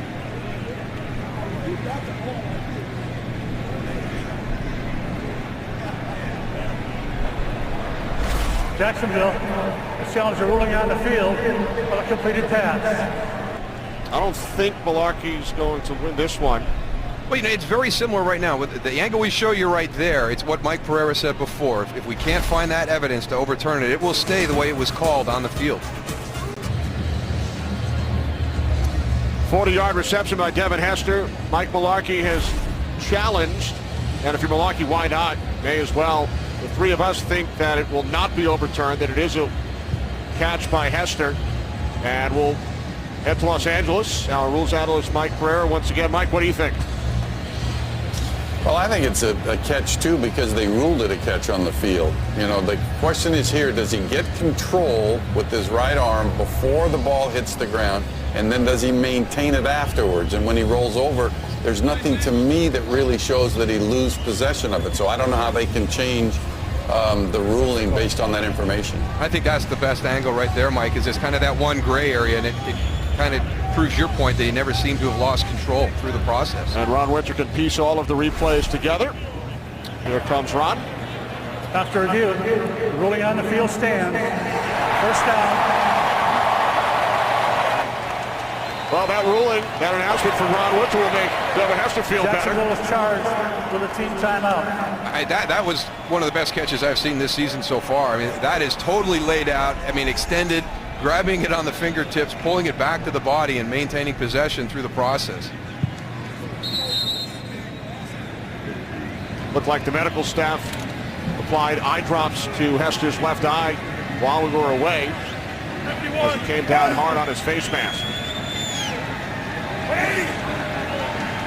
First and 10 for the Bears. From their 49-yard line, this is Forte into Jaguars territory, and he's finally dragged down by Kyle Bosworth, Ryan's nephew, gain of 9. Well, Saturday, Aaron Andrews, Eddie George, and Joey Harrington getting you ready for kickoff with the Fox College Saturday pregame show, followed by exciting doubleheader action with 2 Pac-12 showdowns. Utah and UCLA, then USC and Washington. Coverage of Fox College football begins Saturday at 2:30 Eastern, 11:30 Pacific. Your alma maters went at it on Friday night, Syracuse and Pittsburgh. Great, Kenny, great. Big victory for the Orangemen. Yeah. Here's the thing, I would have brought it up if you were up here next to me. Nice job by the Orangemen. Second and 1. Forte, another Chicago first down as we head to Los Angeles. Here's Kurt. Well, it's been a rough game so far for Peyton Manning and the Denver Broncos taking on New England. One of 2 sacks in this game that wasn't pretty for Manning. He gives up the ball, Vince Wilfork recovers, and a couple of plays later, Stephen Ridley takes it in from 8 yards out. He's over 100 yards rushing, and the Patriots with firm control up 31-7. Innovation boost. New England putting up a lot of points once again. That's a pretty good 2-2 team, the New England Patriots. On the 31, it's Forte. He's on his feet, and he's finally wrapped up and forced out by Bosworth as we hit 10 minutes remaining. Fourth quarter, we alluded to the San Francisco 49ers earlier, and you were telling us during the week you feel they are at the top of the power rankings despite their one loss. I do, and I know that Houston's undefeated right now, and the Atlanta Falcons are undefeated, and they're 2 very good teams, but I think when you look at San Francisco as a whole, and I think one of the areas that really kind of gives them the advantage, in my opinion, is special teams, with David Akers and Andy Lee out there controlling field position, field goals when they get into the scoring area. So You like the old school. Well, run the ball, play defense. Yeah, but I also like the fact that they admitted when they got beat by Minnesota, we didn't play well. What Chicago did here in the first half. Chicago came out and didn't play well in the first half, and Lovey challenged his team, and they've come out and they've had an outstanding second half here. Forte stops short. 49ers leading the Bills 31-3. Chicago with a win today would raise their record to 4-1. Minnesota shutting out Tennessee 22-0 at the end of the third quarter. So the surprising Vikings would remain tied atop the NFC North with the Bears at 4-1. Packers lost today for the 3rd time this season. Green Bay just 2-3. Cutler on 3rd down and 3, fires to the end zone, and the catch is made by Marshall for a Chicago Bears touchdown.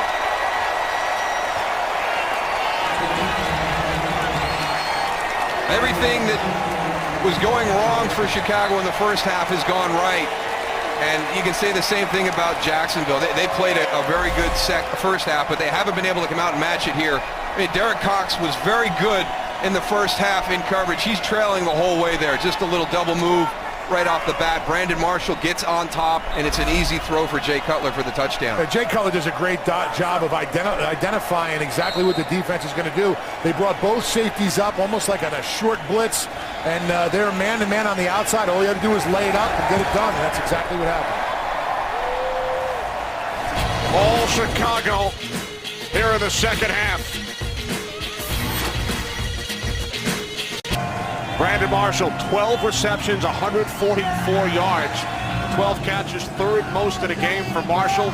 NFL record 21 back in 2009 with Kyle Orton. Also caught 18 from Cutler in a game back in 2008. Those are big days. He's really, really going to be a matchup issue for the Chicago Bears offense moving forward.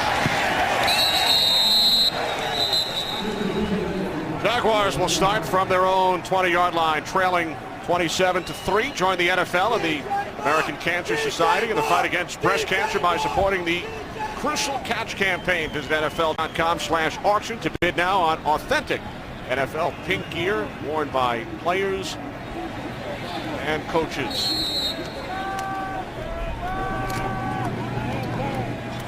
Pink His skin is gear getting throughout the stands. Right. Get some suntan lotion. Jaguars start to the 20. Gabbert's pass is caught by Elliott for a gain of 4. Bears with 24 points now in a span of 12 minutes, 5 seconds. Just dominating in every phase of the game.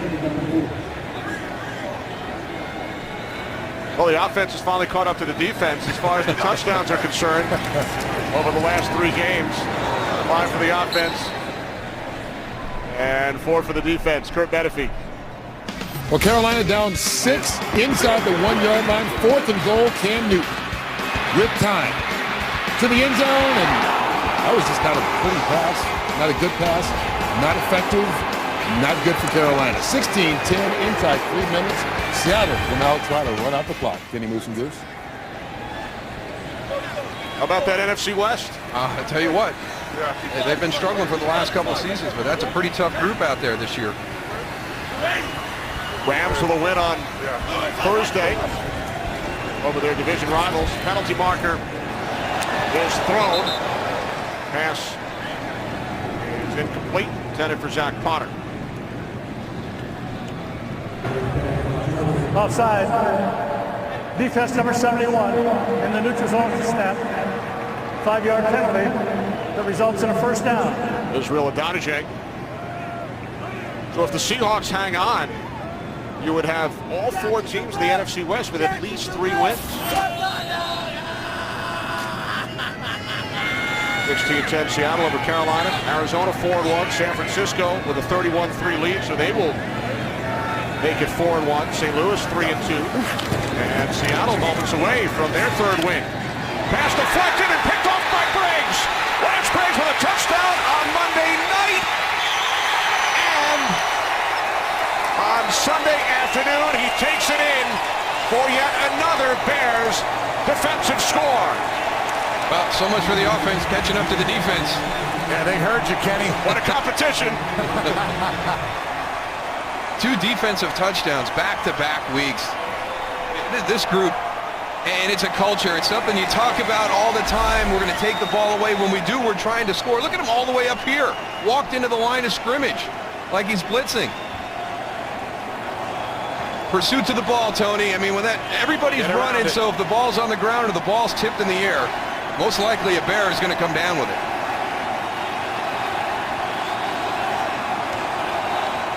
All those short underneath passes, the linebackers are just sitting on them. You know, you're down by more than 3 touchdowns. You got to go and launch that ball downfield and try to go get some points. Those underneath throws are, you might as well just run the ball if you're going to throw those little passes like that. 6th career touchdown for Briggs, his 2nd in 2 games. Goal the extra point. So in the last 3 games, the Bears offense has scored 5 touchdowns, and the Bears defense has scored 5 touchdowns. Another high five. Lance Briggs with his 2nd touchdown the last 2 games. Bears with their 5th defensive touchdown the last 3 weeks. It's unbelievable. And you talk about a group that the first thing that the coaches want them to do is score. And, sometimes those are just words and you're trying to take advantages of opportunities. But that's not the case for the Chicago Bears. Back-to-back weeks, it's Tillman Briggs. 2 touchdowns for the Chicago Bears defense. Tillman and Briggs Monday in Dallas. Tillman and Briggs Sunday in Jacksonville. Unfortunately for this defense, Bears have a bye next week. They might get rusty. In case you joined us late, the score was tied at 3 at halftime. Bears with 31 second-half points in the span of 12 minutes, 48 seconds. I think Howie made a great point at halftime when he talked about Chicago. If they want to be the team that they're talking about, if they want to compete in the NFC North for the division title, then this is a game they really should have won. And to be sitting 3-3 at halftime, you can understand why Lovie Smith was so frustrated with the performance of his team. And again, whatever he said at halftime, put it in a bottle, break it out pregame next time they're on the field.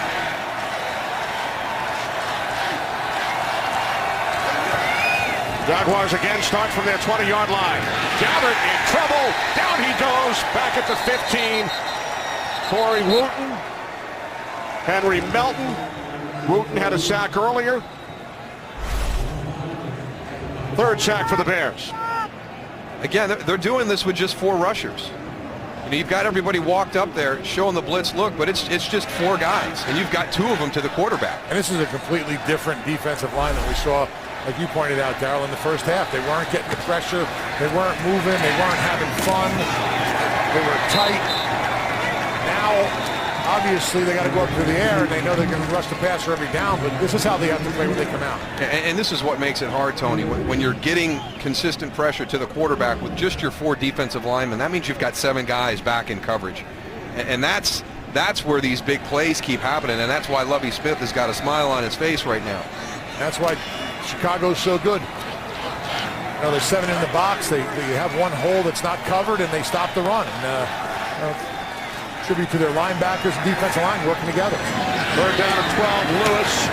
Got initially by Jennings. And then shoved by Geno Hayes. Mercedes Lewis gains 4, but not enough. Jaguars will punt it away once again. So the Bears defense dejected. They did not score on this Jacksonville possession. Only kidding.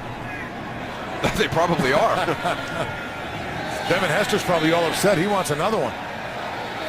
Well, that's the thing, Goose. You have to punt. You dodged a bullet by not turning it over to the defense for a touchdown. You got to turn around and kick it to Hester. Hey, that's what happens. You get competition between these guys. One guy scores, the other guy wants it, and it breeds a competition, and that's how teams get better and better and better, by competing within. 6.5 remaining in this one. Fox tonight, the scariest night of the year, comes early. It's animation combinations, hilarious Halloween. And what would the holiday be without a new Simpsons Treehouse of Horror? It all starts tonight, 7:30, 6:30 Central on Fox. It has been a second half of horrors for the Jacksonville Jaguars. Bears have scored 31 points since halftime, including 2 more defensive touchdowns. In a replay of Monday night, Lance Briggs and Charles Tillman reached the end zone for Chicago. And the Jacksonville Jaguars, for the first time in franchise history, will lose their first 3 home games in a season. Forte out to the 30, gain of 3. I think they're heading in the right direction, though, the Jacksonville Jaguars. And you could see it in the first half. They did not play well against the Cincinnati Bengals last week. And, through the first half of the game, I thought Blaine Gabbert played really, really well. I thought his poise in the pocket was much improved from last week. He had confidence in his offensive line. His offensive line played well in the first half. Now, this game has gotten away from them here, and Chicago has shown that they are a good team. But Mike Mularkey's got his group heading in the right direction here in his first year. And he understands there's a lot of transition. There's going to be a lot of challenges, but... Second down and 6. Forte, who is approaching the 100-yard mark. And he's got it with that carry. 5 defensive touchdowns the last 3 games for Chicago. Marshall with 12 receptions, 144 yards. Bears have outscored the Jaguars here in the second half, 31-0. And look at that third quarter where everything started. 133 yards to -1. Only 4 plays run by the Jaguars in the third quarter. And one of them was a Chicago touchdown by the defense.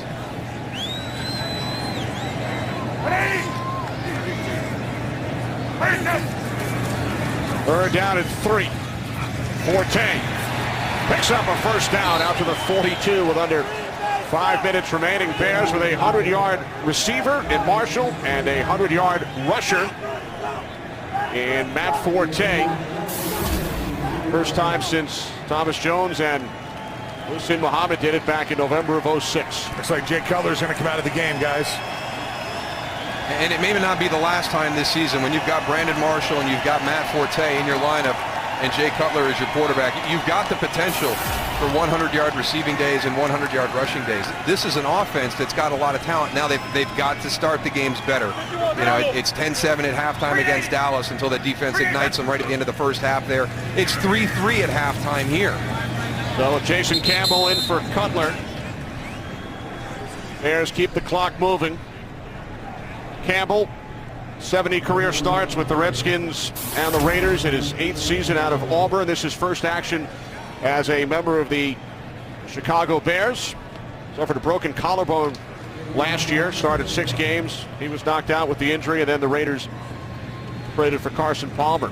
But I think that was a great acquisition by the Chicago Bears. We know what happened to their season last year. They sat at 7-3 until Jay Cutler broke his thumb, and their season just spiraled out of control. They've got a very good, capable backup quarterback this year. That's a great point you make. That 7-3 start last year, they spiraled down the stretch without Cutler and then without Forte. But when the Bears were 7-3, they were right up there with San Francisco and some of the other top teams. Green Bay in the NFC last year, they finished 8-8. They went just 1-5 without Cutler. So I think coming into this season, they were under a lot of people's radars. Absolutely, and all they did in the offseason was get Jason Campbell to solidify the backup quarterback, bring in Brandon Marshall, and then mash him with Alshon Jeffrey to create 2 matchup issues on the outside, bring in Michael Bush to take some snaps away from Matt Forte to make sure he's healthy down the stretch. They have really done a nice job with the roster, and their defense is just playing lights out right now. This is Armando Allen, his first carry today, second year back out of Notre Dame. And we also talked about the fact that the Bears played on the road Monday night, traveled home, got home in the wee hours Tuesday morning, back on the road yesterday for the trip to Jacksonville. Since 1970, it's only the 7th time the Bears have played a road game Monday night, then a road game the following Sunday. Last time they won the Sunday game, 1991. It's a challenge. They responded in the second half. You know, maybe it was a little bit of a problem there early, Darryl, but the second half, they looked fresher than they ever did.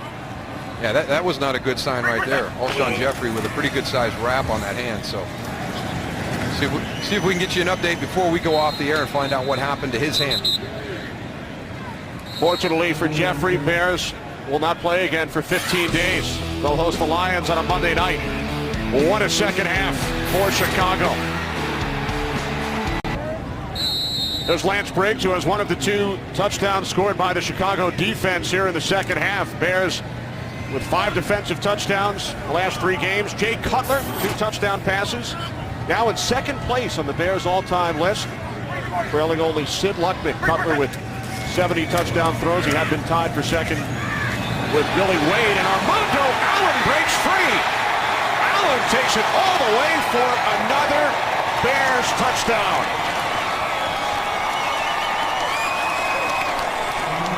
I like the thought process by Armando Allen at the end of that run. He was thinking about maybe getting out of bounds or sliding short and having the clock run out, but it's so hard. I mean, your natural instinct is to get into the end zone, and who knows when he's going to get another opportunity.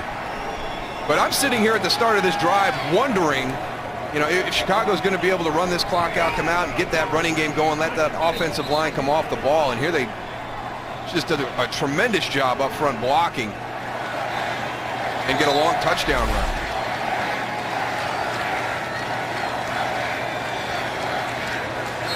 First NFL score for Armando Allen.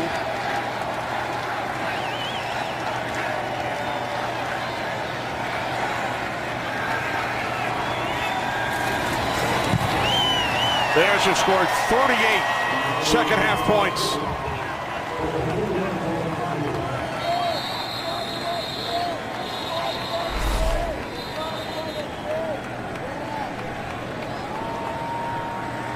What a difference a few days makes. A big scuttle about Monday night when Jay Cutler walked away from Mike Tice as offensive coordinator. All good this afternoon, and I think it will continue to go well for this offense. A lot of weapons out there. Got a lot of competitive guys on that team too, man. Everyone wants the best out of everybody, and I think that it shows sometimes. People might get the wrong read from it, but they're competitive. You got to love it.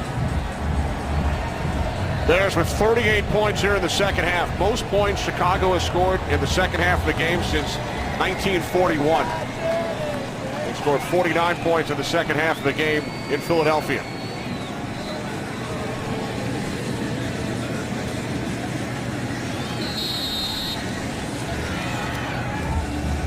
So now the offense has the edge again over the last 3 weeks.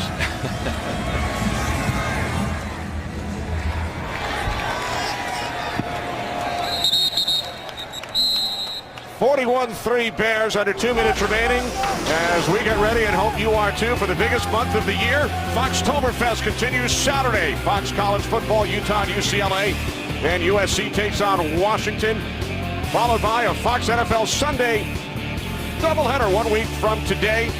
Cowboys and Ravens early, America's Game of the Week, Giants and 49ers late, and then next Sunday night, Game 1 of the National League Championship Series. It is all here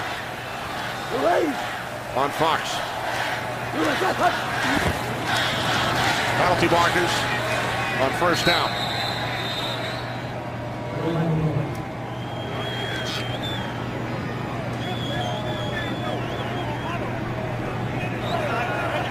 Outside defense, number 75, 5-yard penalty. Repeat first down. Matt Tawina. At 45 on the clock.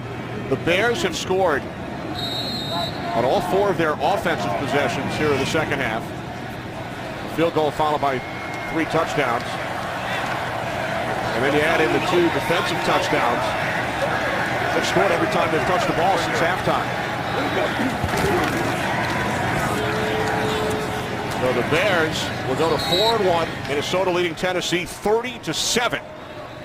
In the fourth quarter, so it will be Chicago and Minnesota tied atop the NFC North. They will not play each other until November 25th.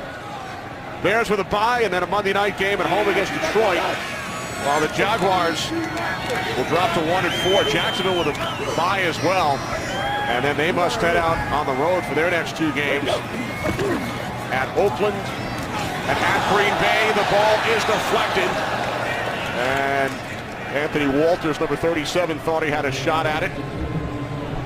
1:08 to go. Geno Hayes almost had their 3rd defensive touchdown, and he does everything right there except make the catch, breaks on the ball, puts himself in the position.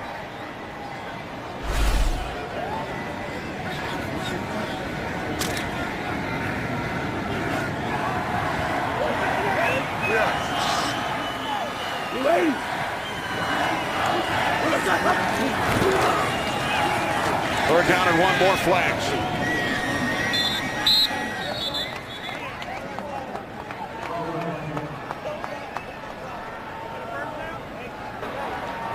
Offside. Defense number 98. 5-yard penalty results in a first down. That's on Corey Wooten, who has 2 sacks today. You know, he had a big play in the first half. Jacksonville had put together a nice drive, was coming down the field, and he had the sack fumble once they got into scoring position. So when the game was still in the balance there in the first half, Corey Wooden had one of the bigger plays defensively for Chicago. Bears with 38 second half points. John Jennings. So with under a minute remaining, think back to halftime when this game was tied at 3. Bears come out, hold on to the ball for over 9 minutes to start the third quarter. Can't reach the end zone. Gold kicks a 31-yard field goal, but then on the next Jacksonville possession, Charles Tillman with the interception return for a touchdown, and then the floodgates open as Gabbard is chased and then throws it away as he was under pressure from J.T. Thomas. There's Tillman, Briggs with a touchdown as well. Bears offense with 3 touchdowns in the fourth quarter.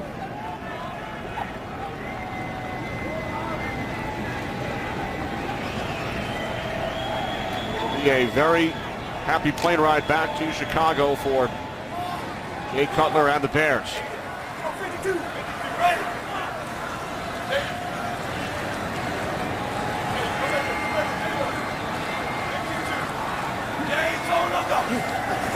Gabbard on 3rd down and 7.